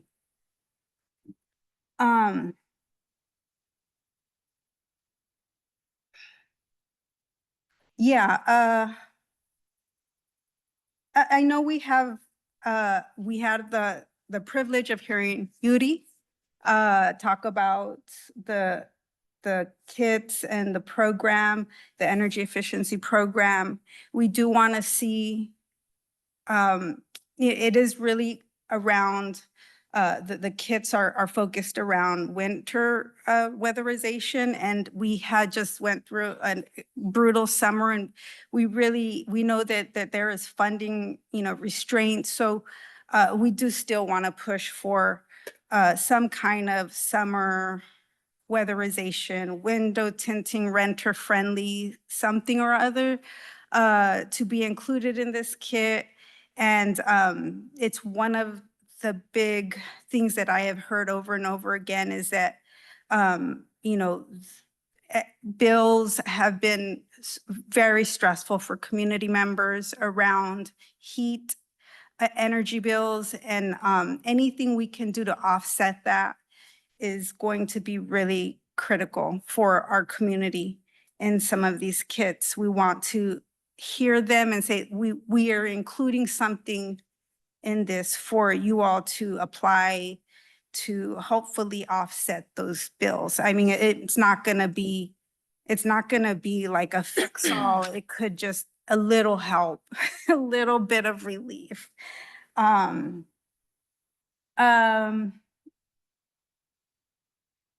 yeah, I feel like a lot of comments around really just the roles of our CBOs, you know, how participating will guarantee, you know, ongoing programs or even funding for this continued work for our communities. But overall, I just want to emphasize, like, this last round was a lot for all of us. We know Kristen's gone. We know the workload has increased for everyone because of that. So I say this with just compassion for everyone involved, in hopes that we can improve this process, because this was a very heavy lift and there was some frustrations around the feeling of maybe not being heard as we should have, maybe the second time around here. So just with that said, I mean, if I have misspoken in any way, please correct me. Another member of our TAC is present. If I missed anything, yeah, there was a lot shared then, and we want to make sure that this is something that is lifted up. It's, yes, a lot of, you know, pats on the backs. We've done a good job in many ways, and applause are deserved, but also this is something that should not be like pushed under the rug. It needs to be heard as well. Adelita, thank you. I'm gonna, give you room to pause and breathe. We're not done having this conversation. I just need you to be aware of that. I have a lot to say, but I'm going to turn to Commissioner Reed first, since she's also a member of the YCCAC. Is there anything you want to add before we all contribute to the conversation? No, I think Commissioner Serena has done a good job of sort of summarizing some of the both the input and the frustration that was expressed at our last TAC meeting. And I appreciate, all of her passion, which she's been a fabulous leader for this process. And I think the frustration is felt by all of us at the same time that we do know that we were conducting an experiment. And that we're on a big learning curve. And so I think the outcome of the meeting that we had was that we do need a whole debrief, with reports from our CBOs, as Chris has recommended. And this is the way we learn, and this is the way we improve. But I think being transparent about the strengths and weaknesses of the process that we've been in is going to be the best way to move forward. So that's in the works. And the only technical point I would add is with regard to the winter package versus the summer package, is that the summer package, I hope, would also address the wildfire impacts and health features that can be added to retrofits in order to reduce the impact of smoke. Thank you, Commissioner Reed. So I'm asking the staff to also hold your thoughts. To my fellow commissioners, I've gone first a lot tonight on many of the topics. I was the first to speak. And I am asking you to humor me again. Is it okay if I go first again? Yes, okay, thank you. So first, I want really to comment our, committee chair, Commissioner Serena, for this conversation. It's not an easy thing to say because, we're having a difficult conversation and coming to terms with shortcomings, things that did not work out, frustration, and those are truths that are part of the process. So what we're doing and the implementation of the CAP is not successful if you're not having the type of conversations that we have tonight. And that is a difference, as you pointed out, between window dressing, between tokenization, and between actually being able to work together efficiently in a way that works. And I need to point out, as we all know, our commission is a whole experiment. You know, we've made so much happen that it was no guarantee that we'll get there. We started with 0 sustainability staff. Look at us today. It's nothing short of amazing. When I joined the commission, I did not expect our commissioners to be involved to the level you've all been. It's like, you know, Julia mentioned the SEC forum. I want to tell you that we are known over there, and Adelita knows that, because the first time we presented with Supervisor Provenza, we got so many requests from other localities, including Southern California. They wanted to know how we were doing it, taking notes, and they started replicating it. And the 2 times I went again, I was a mentor to sustainability managers and so on. So I want to acknowledge that we are an experiment. There is a lot working, yes, but as Adelita mentioned, the conversation that's about to take place is also very needed. I'm really, you know, I need to issue an apology to the committee, the Equity and Engagement Committee, to the CBOs. Let you understand why, to the CBOs and also to the staff, right? And the reason I say that is because I think there was a disconnect between what was going on your end and, you know, all of that, and the commission as a whole. Personally, there were things that I was not aware of. I had a sense of course, we have lower engagement. You know, I had a grasp on being understaffed. I'm aware that during the summer, it's harvest time. And then, you know, Yolo County has its sets also of issues to deal with when it comes to climate change, harvesting. And then, you know, farm workers also have personal challenges with housing, heat waves, like you said, and much more. So aware of all of that. But there are a few things that I need to mention here. So as I was listening to Adelita, the silver lining about what happened is that it shows us the path forward, I think. I think this is going to make us better. So let me go through my point very briefly. So my understanding, and correct me, Suzanne and Serena, if I'm wrong, is that the frustration went over a period of time. What you just described is not something that happened yesterday. There's been a buildup. So that's number one thing that I want to acknowledge. So number 2, when this commission was formed, we collectively expressed the intention with the staff, the supervisors approved our decision. We want this CAP to be as community driven as we can make it happen, which means the community is in the driving seat, and which means the community-based organizations are partners because they are in direct contact with the, you know, our residents who are being served. You pointed out, Serena, one of the issue was that the feedback was not implemented. It was listened to, but you didn't see you didn't see the effects, the impact, and that being taken into consideration. So just collectively, this is a sobering moment to all of us. I want to encourage us once again to remember that our community members, we need to prioritize their voices.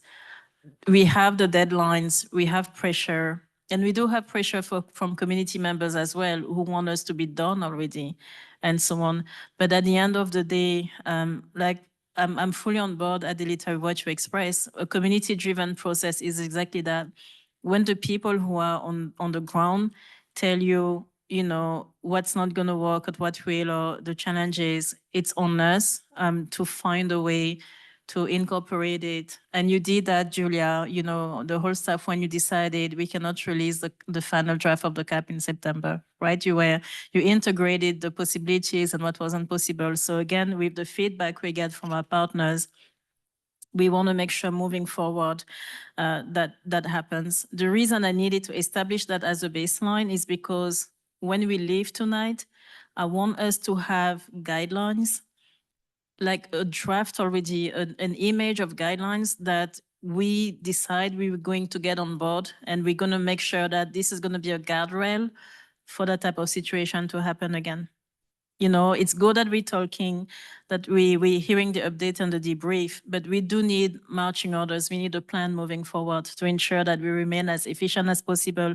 And we certainly do not want community members, community-based partners. They are our partners. We cannot do this work without them. We don't want them to feel dismissed, not listened to, taken advantage of, and so on. That is a no. So we're going to do everything we can to assuage that, to address that. So that's one thing. So, so what based on what I heard so far, what I suggest when it comes to how our tax are working is that we also be able, when we have a commission meeting, we include in the agenda, hearing directly from the CBOs, like having a short report from them as well. Like, because you know what they were going through, but the other commissioners, we didn't really hear it. And I think it will make a difference if they're able to stand in front of us, not as a public comment for 3 minutes, but kind of like in the agenda, we say, you participated in this outreach, or we want to hear, from that. And I think the reason I suggest that is because I think it's going to help the commission as a whole support the work of the committees and support the organizations, and like just putting our collective brain power to work in terms of finding solutions together, so it doesn't just fall on small groups. I'm gonna briefly stop here. I'm seeing some notes.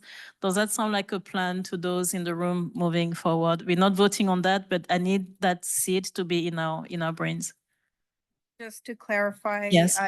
you're talking about kind of a subset of guidelines. Absolutely. The reason is because it's just for self-accountability. I'm looking for ways to ensure that we remain accountable to our community partners, right? Yeah. Okay, so that's one thing. And then let's see, you mentioned, the summer weatherization, and I'm calling on Vice Chair Kim here.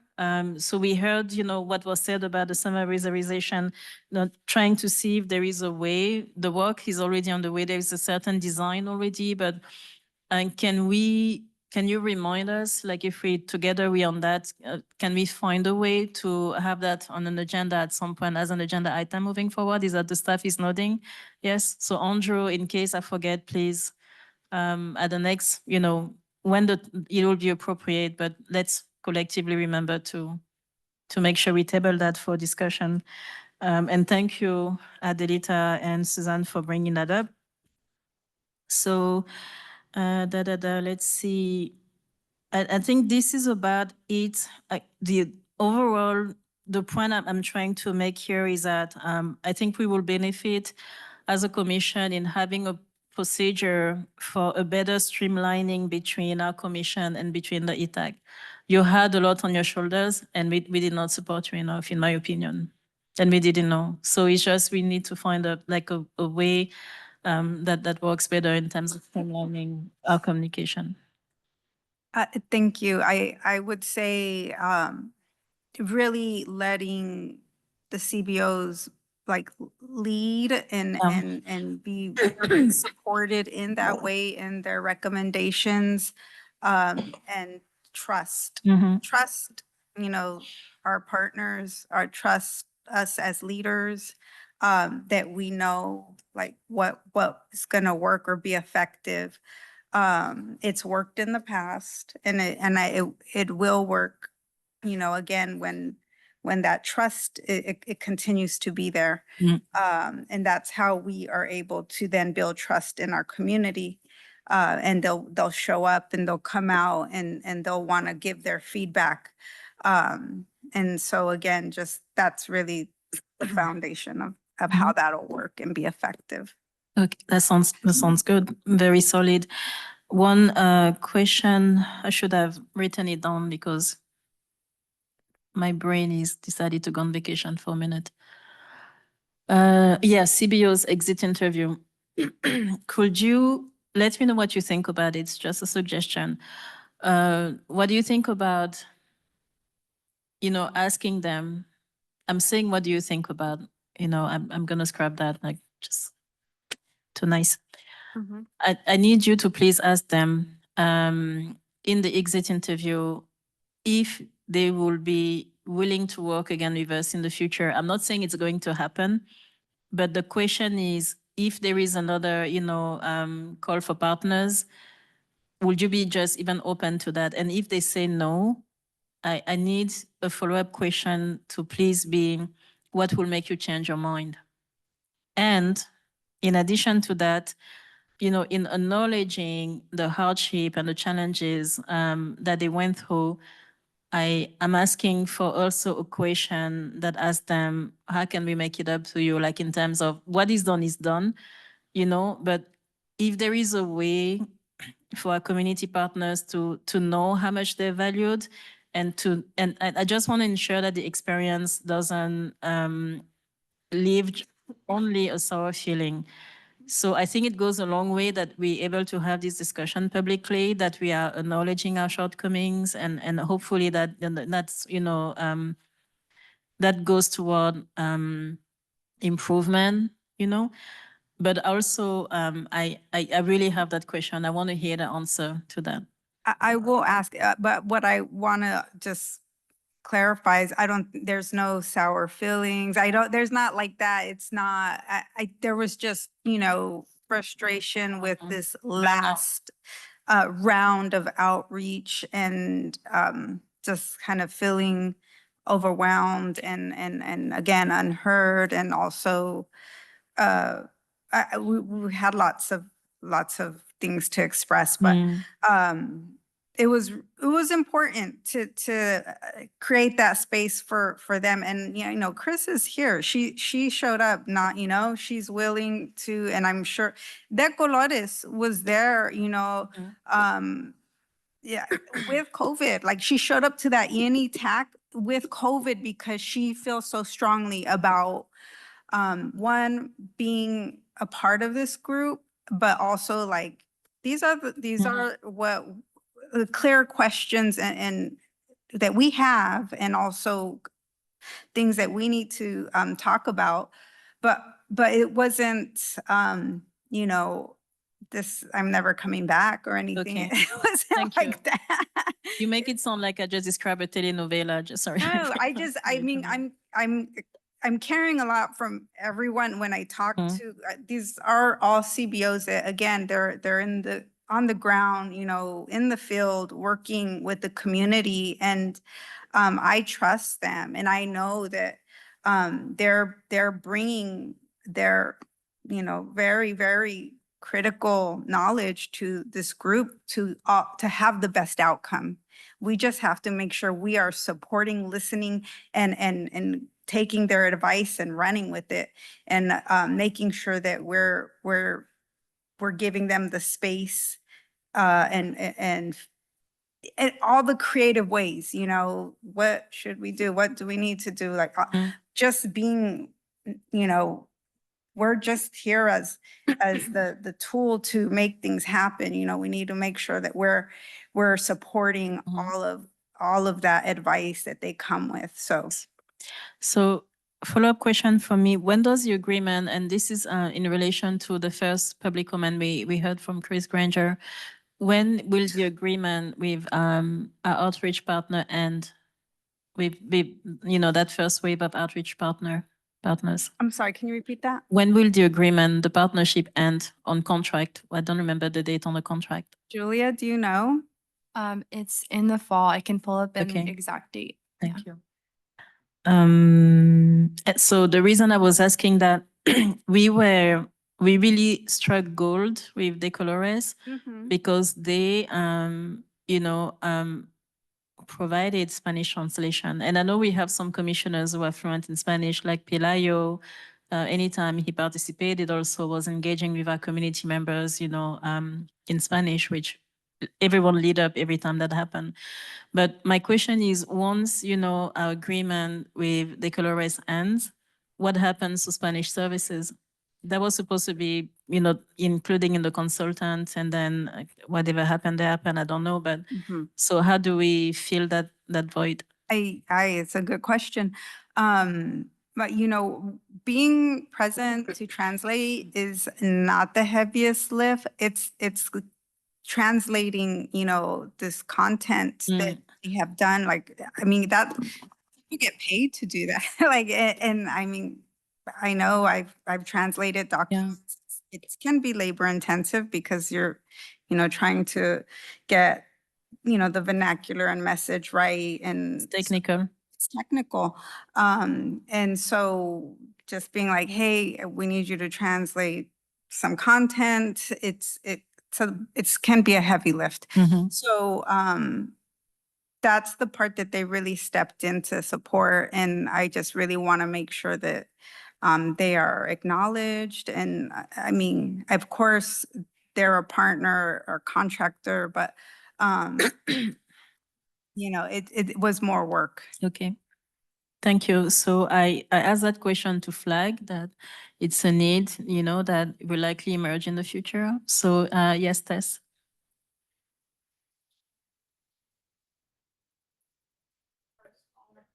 Mm-hmm. Mm-hmm. Okay. Mm-hmm. Mm-hmm. Mm-hmm. Mm-hmm. Mm-hmm.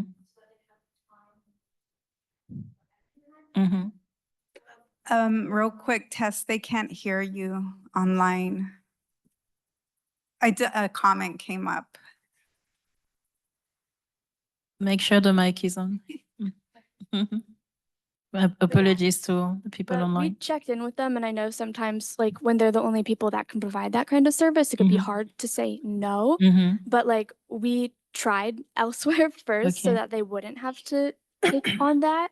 But yeah, if anyone has any ideas for securing Mhm. translation services, just with tight funds and everything, and so we don't place that burden on them, So that'd be helpful. thank you, Tess. Before Julia jumps in, for people who are online, what you missed, Julia, Tess was explaining that before the colorist graciously offered to help with translation, the staff first went to county services, right? And then, but no one had the capacity to you know, feel that need, and so this is how that collaboration went down, and it was incremental. Okay, thank you. Julia, I see that you're ready for us. Yeah, just we were so concerned about being sensitive to that. And we, you know, one thing I want to know is that we are looking into ways that funding can be streamed from our ARP funds to, as a thank you for that. So it's absolutely not lost on us. And I almost annoyingly had been checking in, think if this is too much, like, please, like, we went over the work plan. I wanted to make sure that, you know, we wanted to make sure that this wasn't overwhelming. Mhm. They had told us, we will tell you if it is, but at the same time, I know that they're incredible and Yeah. committed to this process. And Hmm. I think there were things that were brought up that we would love to do differently. I think the idea of putting the logo, like their logo, on that, on this, everything that they'd supported with, all of our CPO's logos consistently for our flyers. I think I mean, one, I guess I can save my comments for a later time, but I just think, Adelita, just thank you for your comments. I think they're honest and real and reflective of, you know, the goals that we have as this group. And I think that, you know, we really look forward to ways that, you know, we can stop these things earlier, because I think we weren't necessarily, you know, we're a little bit surprised, I think, and we don't want to be, because that's not fair to you guys. And, you know, I think that we also like had a lack in communication from our ends. I think just our heads being so buried, and we were following the process that we did for the more successful workshops, but then it wasn't work, you know, we had the result that we had and it was scrambled. And Mhm. well, I think that, you know, I have more to say, but I'd rather Mhm. save that for a different time. But I just thank you for how you've led this too, and just know that nothing has been forgotten or discarded. Everything is written down, and we hope if we hadn't been able to address it, we hope to address it when we can. And I think like all of us, you know, I was 21 when I started with this group. I'm 25 now. And Already? What happened? I know, right? Sorry, I don't know if I, but you know, we all are so vested in this. And so I think like we can take the feedback and we just want to make it better and like be more transparent and communicative and have that commitment with our CBOs so that we can continue. Because we have so many more programs coming up with CBOs. And I need to clarify, thank you, Julia, and, you know, Yuri and Tess. Like I said, this is a courageous conversation, you know, how these are labeled. And I think it's a good thing that we're having it, but I need to emphasize that I'm not blaming you, and I don't think anyone was, right? So we're describing the facts, but when it comes to the Spanish translation, please know that, you know, we're not putting the burden on you in terms of this happened because, you know, shortcoming. So I wanted to flag that just so we're able to get ahead, right? So we start planning. If we know that at some point they might not, you know, be able to help again in that capacity, or maybe there is a possibility to subcontract, you know, we can say with procurement. So it's just, and I know that we're always being creative with our budget because you've done a lot, but compared to Santa Monica or other places, we really don't have much money to work with, and we've still been able to do quite a bit. So the idea is also, if we are aware of that right now, you know, what can we do to make that happen? Yeah, and that just reminds me, Yeah, go for it. because of that workload, and that was something that then throughout June and July when we were doing we did 20 Civic Spark interviews. All of Awesome. our Civic Spark fellows are local and they're all Spanish speaking. So we, that was not a, you know, criteria for our Civic Spark fellows, but it's something that we prioritize too, not so that we can hand them all this translation work, but so that our events like that we don't have to be, you know, putting as much work on our community-based organizations, but then, you know, we also want to reflect that they're experts in this work too, but just wanted to flag that as well. And actually at the Esparto workshop, that's how we met one of our Civic Spark fellows that you will meet in September. Wonderful. Okay. Thank you. Commissioner Britton. Quick question. You mentioned, thank you for your honesty, really important. It's a good conversation.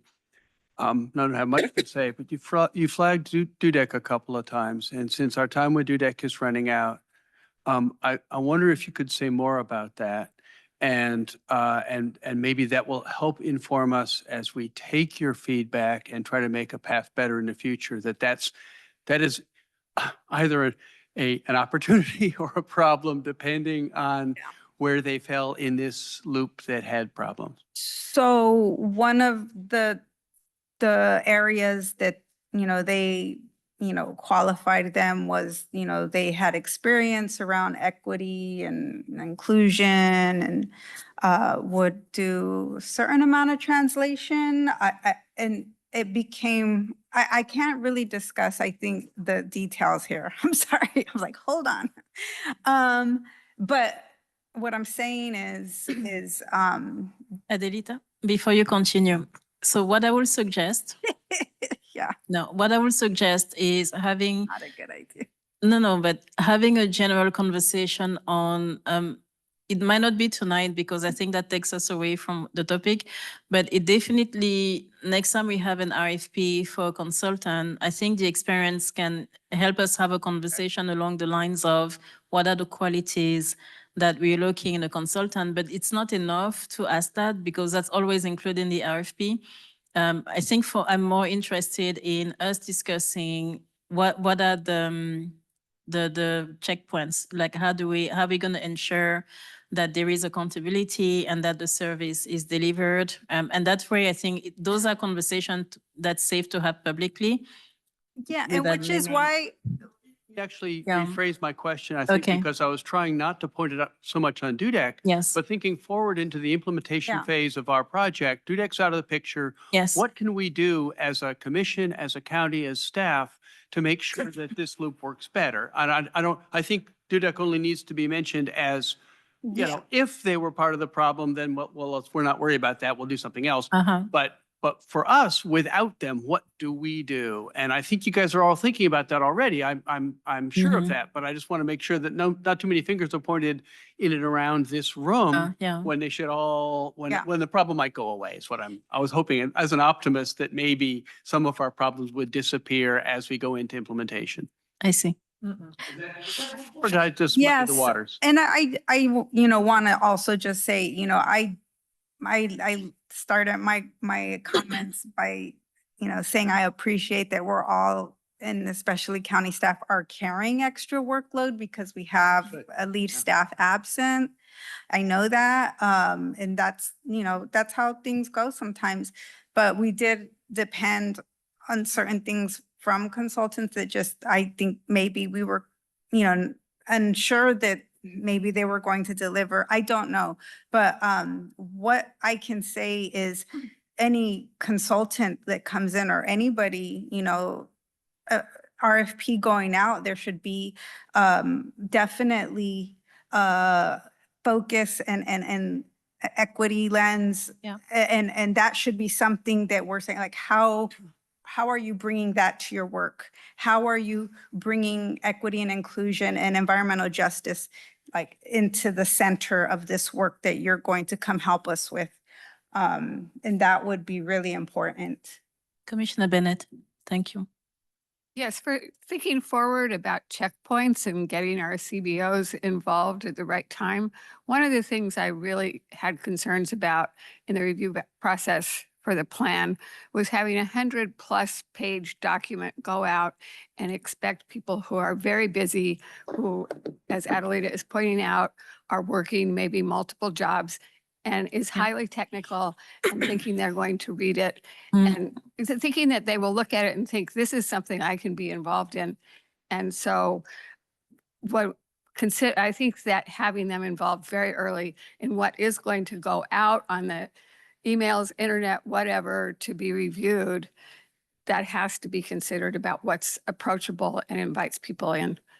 Micah, thank you for that, because what you're saying elevates some of the feedback, the comments that the staff received when, taking public comments on the CAP. So one of the things that we heard and discussed was, a document that technical, making sure that there are actually two versions of it. One that is really in layman languages, much shorter, concise, and people able to get straight to the point. And for all the reasons you mentioned. And then for people who have the capacity to dive, more in depth and so on, then they also have that option. But having those choices, those options, definitely, I think collectively, we're likely to keep that in mind moving forward in any information that we share, the way we present it. Thank you. Commissioner Reed. I think what you're raising is relevant to the discussion we had about making changes in the document. Because what I see is that in the document, we have a certain set of fundamental principles and intentions. But before we subject it to, say, a quarterly review or biannual review, that it will take many forms in terms of how we use it in outreach. And I think Commissioner Austin had made several recommendations along those lines about even presenting it in video form and, storytelling form and that kind of thing. And so I think I've always assumed that once we have the fundamental document, as long as we're true to the principles and the values and the intentions that are represented in that document, that then we can reformat in different ways to communicate with different communities in terms of the implementation. So I think that that's going to be important to understand to the extent that we seek consulting services to assist us in that effort, that they have the capacity to produce that kind of a document. and that, you know, we ask for samples and we ask for references and we have, you know, real proof that that can be produced in the way that we envision it to be produced and be effective in the kind of communication that we want to undertake. That's it. Thank you. Commissioner Dattel.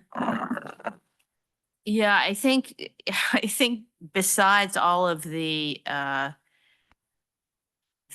issues around making this more user-friendly and more approachable, I mean, I really object in the document to the definition of a just transition. And this, you know, I'll remind you the phrase that they use over and over again, which is it moves the community toward climate smart policies and practices. I don't have any problem with that, without further exacerbating socioeconomic disparities. I mean, we have to do more than just not exacerbate the problems we already have. I am sorry, but there is a higher standard for Yolo County in this work. And I mean, and they repeat that phrase over and over again in the document. And I find that so offensive and so incongruent with all the work that our outreach and engagement committee has done. It really, really bothers me that is a standard that they would think was acceptable, given everything we said in the RFP, everything they've heard us say all along, everything they've heard you guys say. I just feel, that our communication with them on that and our a process of checking in and all of that, I do think that there is some failure there that we need to do better. That was a note for the staff, I think. Thank you, Robin. Thank you. Yes. Yeah, that's an important thing to flag, especially knowing what the goal is, by 2030. It's very ambitious. I would like to invite you all to take a deep breath at this point of the conversation. I also want to acknowledge, despite the challenges, that we are working well together, all of us, staff, community members, CBOs. So, and we're facing, I'm proud of the fact that we've just had this conversation and we're not afraid, to face what is staring at us and recognize that, okay, we can do better and, just get to work on that. So again, thank you all. At this point, if commissioners don't have more to say and staff, I would like to open to public comment Chris might have something she want to share. I also want to check in before I do that with Commissioner Kim. I don't know if Kate raised eyes here, but are we going to get an update also from the natural and working land? Kate, Kate just put her hand down, but Kate is here. I don't mean to put you on the spot at all, Kate, but if you want to add anything to this conversation, or if you want to add to, here, I'll just go ahead and have you unmute in case you want to add for our natural working lands portion 2, and then maybe we can go back to the comments on this. So before we do that, checking with Adelita, do you want to hear the public comment first and then we hear natural working land? Sure. I think that's a smoother way to Okay. public comment and then item B. Okay. Yeah. Sorry, I wasn't sure if Kate had a comment for this. For this item? conversation. Okay. I'll pause there and Chris or Kate, sorry. Mhm. Feel free to raise your hand again for this topic, but I will move it to Chris. Chris. Okay, Chris, you have the floor. Thank you. Hi, this is Chris Granger with Cool Davis. Thank you, Commissioner Serena, for your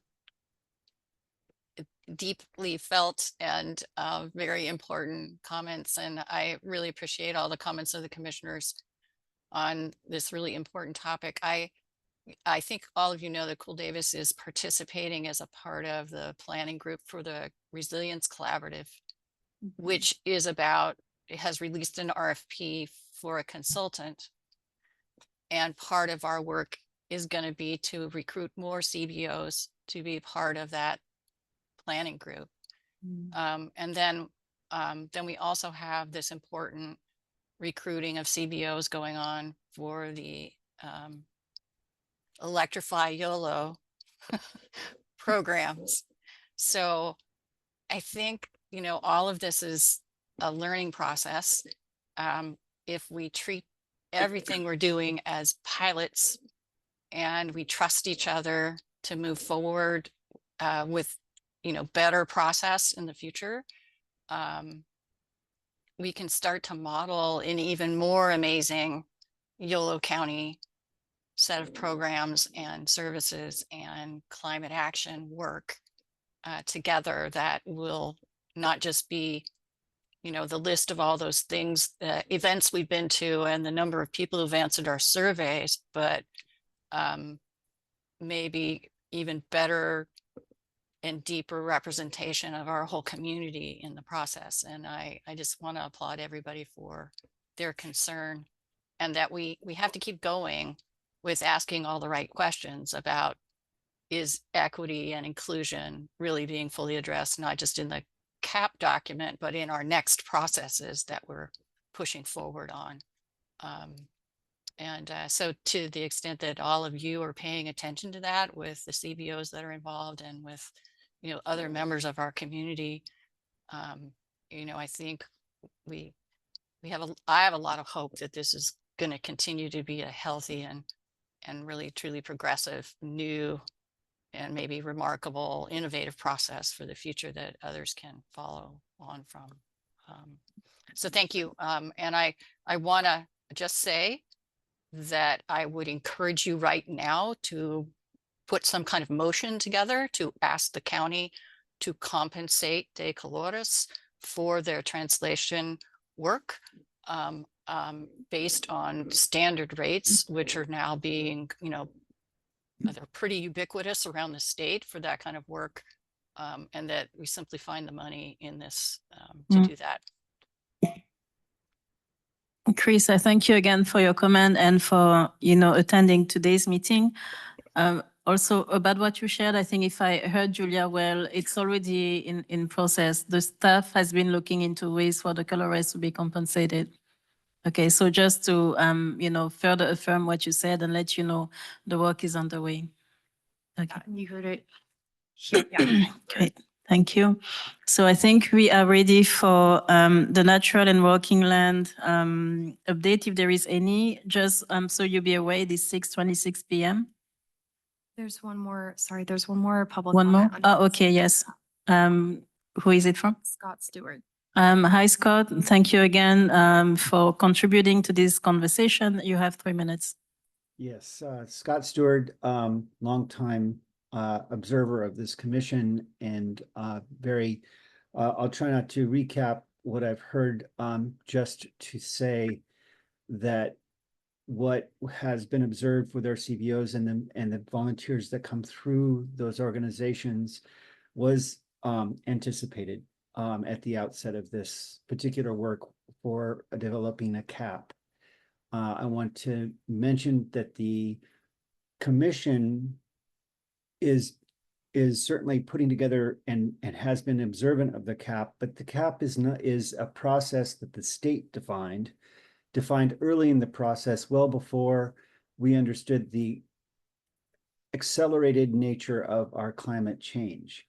And so when we consider that this is based on the county's resolution declaring a climate crisis, requiring an urgent and inclusive mobilization in YOLO County, we are together in this community, and the commission is driving at a higher standard than the CAP. And that's something to keep in mind. It is not tenable to have our organizations that are supplying the necessary communication and support and recognizing how to be equitable in the exchange of information and participation to leave our CBOs without, with basically compensating for a lack of ability from the consultant that was anticipated. So hopefully, and everyone recognizes that. So I really appreciate the conversation, and I'm glad to see it's happening. And just to pat on the back, everyone, we're working for a higher goal than just a cap. Thank you. Thank you, Scott, for your input on this very important topic. So let's see, we are in August. Our next meeting is in September. The reason I hesitated is because when it comes to making a motion for that, I know you're already doing the work, so I'm really not sure. I want to hear from my fellow commissioners.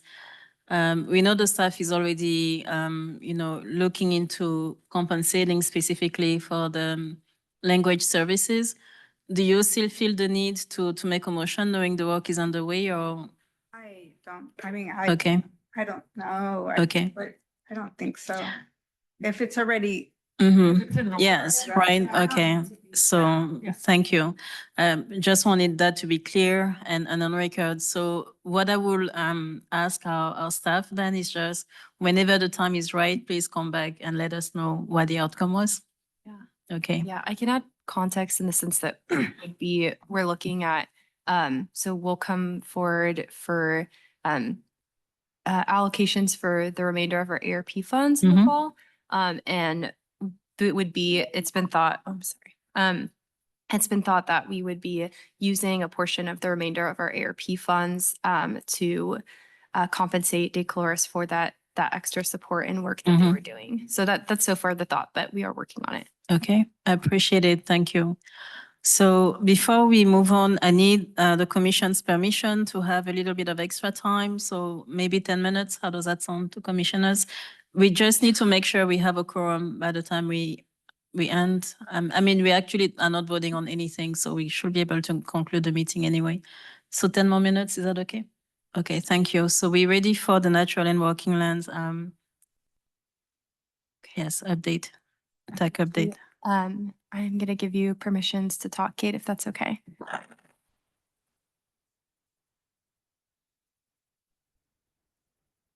Okay, good afternoon, good evening, everybody. I'm always humbled and inspired by this group. So thanks to each one of you. Updating you on the TAC, the Natural and Working Lands TAC, we met with most of the TAC members in late June, discussed the draft document that we had from DUDEC and had individual TAC members also submit revisions, and we submitted, the RCD submitted to the county a kind of a master list of recommended changes to different parts of the cap. It was a little difficult. We had participated in part of the cap development for Chapter 8, but there were other areas that addressed agriculture that the first time we saw them was when we got the draft cap. So it was a quick and challenging review period there. And Heather asked me to remind you that although we did not collectively receive the CRPG grant, the RCD is continuing to provide grower support on climate beneficial practices through state and federal cost share programs. And we are always looking for ways to provide more resources for top practices like compost cover crops, whole orchard recycling, tractor replacement and upgrades, and water use efficiency. We're working on actively looking for funding specifically for a compost program all the time. So we're still working on it. We're still here. We're not going anywhere. Still trying to make it a regional program. And that's what I've got for you tonight. Thank you. Thank you very much, Kate. And thank you also for being here tonight. So to our partners, we never take your presence for granted. We appreciate it. Commissioners, do you have any clarifying questions for LCD? Anything online, maybe from Commissioner Morgan? No? Not this time, no. Commissioner Reed? I'm interested that they, as a group, submitted comments. Are we able to have those, or along with what Commissioner That's a Donald. good question. Yeah, they submitted, I think so as the group, yeah, because they submitted comments as a natural working lands TAC as a group, and then RCD provided separate comments. I think we had combined the two, but I think, I guess I would ask probably Kate and Heather, like what they're comfortable with. But I'll defer to them, but Okay. yeah. I'm thinking since they submitted also as part of like a TAC effort, maybe, it will be okay to share, but let us know what the outcome is, but it's, yeah. It will be, I think, educational, at least for some of us, to gather input and have that perspective from the agricultural sector. And I just want to note, Kate just said it's fine to share. Okay. I'm happy to, we have a really good list. I'm happy to share that out after this Okay. meeting. Sounds great. Thank you. Additional questions? Any public comments on that? Not at this time. Okay, so this concludes our time on agenda item number 6. I thank you all for the robust discussion. And I think very good things came out of it. So very hopeful about the future.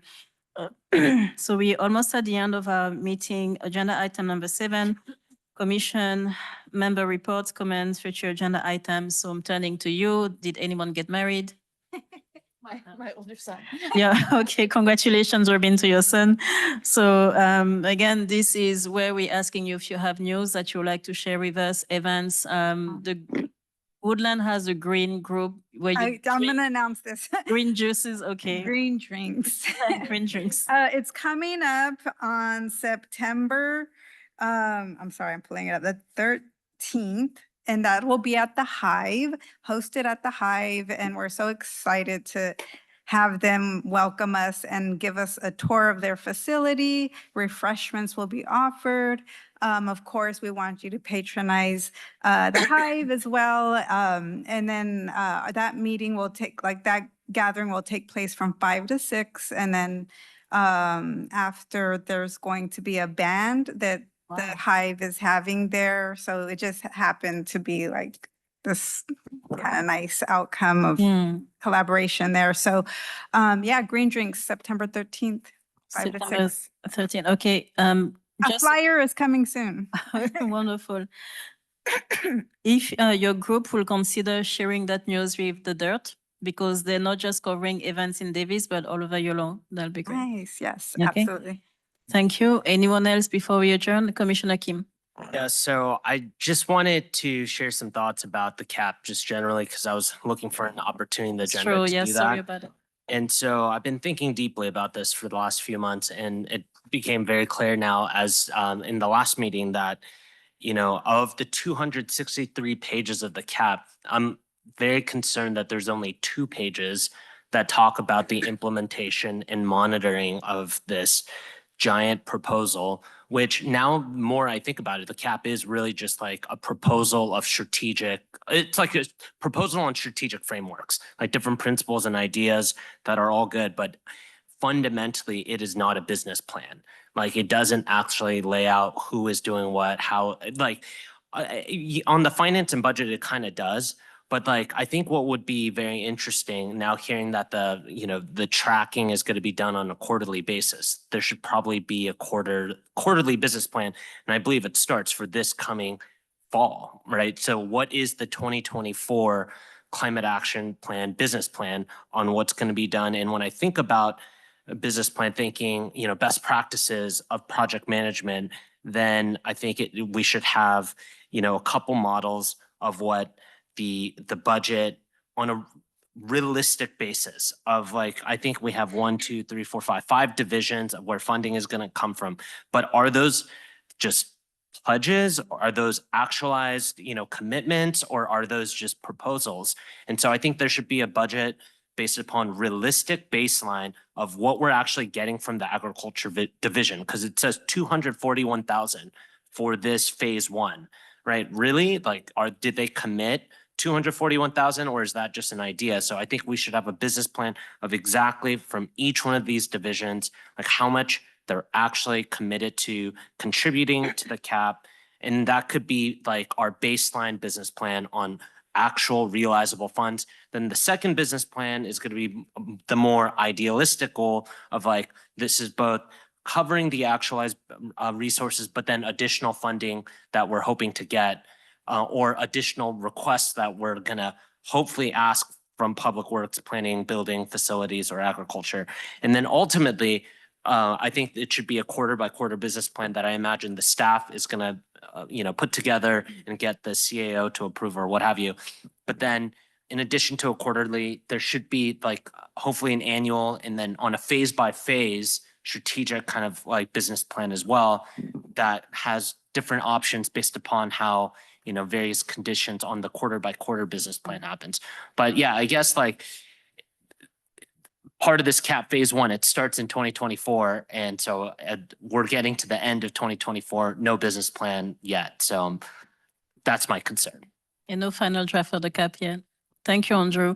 What you just said, just as a reminder to all of us, you had suggested something slightly similar when we had a conversation. Supervisor Provenza was there, and I remember him supporting your statement because when you first phrased a similar proposal, it had to do with making the information digestible and just easy to use for the Board of Supervisors as well.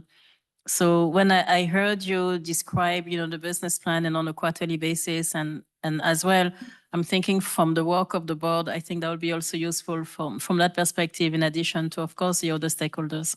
Yes, and one final point, I guess, that I'm hoping is actually helpful for you all is for the remaining time with DUDAC. I know there's a lot of other technical changes that need to be done, but if it was up to me, I would spend the lion's share of them to help work with staff to actually come up with the business plan.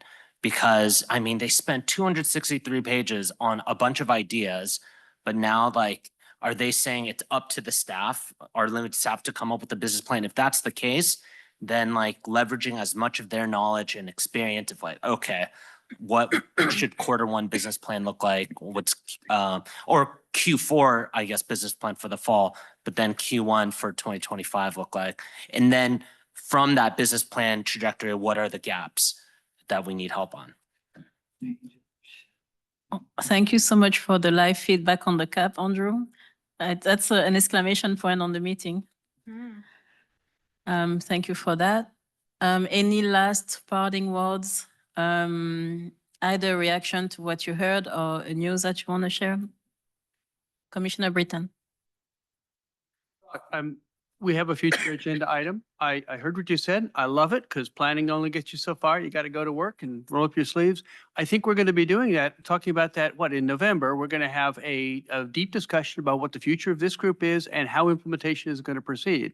And I think no matter what DUDEC does with this document, let's keep that in mind, right? Let's figure out how to actually make things happen. But I think that conversation is a big one. And we can't expect DUDEC to do a good job. Business plans are probably not their forte. I don't know, maybe they have someone who can really do that. They have a lot on their plate. They're going to make a document. Great, let's take it.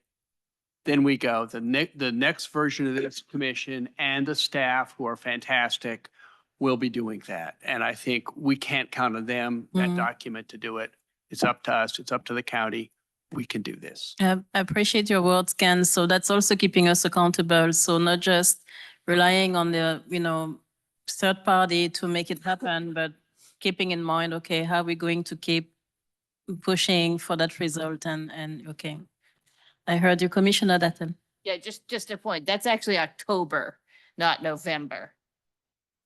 Even better. Sooner. And also just to chime in, we'll be a team of 7 in September. So when we come back to see you guys next month, we'll go from 3 to 7. So true. Really excited about that. I know you guys are all really excited about that. Yeah. So it opens up, we're going to have team, strategic planning meetings before then, but we have a lot of reorganization and restructuring to do. And we're just excited to see where we can take all of these recommendations that we're meeting to that too. Thank you, Julia. That was music to my ears when you mentioned that reminder, like the team, you know, almost doubling in size. It's like you announced Christmas early for me. Okay. Thank you again. So additional closing words, news. Remember September 13th, get your green juice. Okay. So I thank you all for today's meeting. I'm thanking the members of the public who contributed. I'm thanking community partners and county staff, including Supervisor Provenza, who isn't here anymore. So let's keep the good work coming. Let's keep supporting each other. Please stay cool. Thanks for the work you're doing and have a good end of August and a good beginning of September. This meeting is officially adjourned. It is 6:44. Thanks again.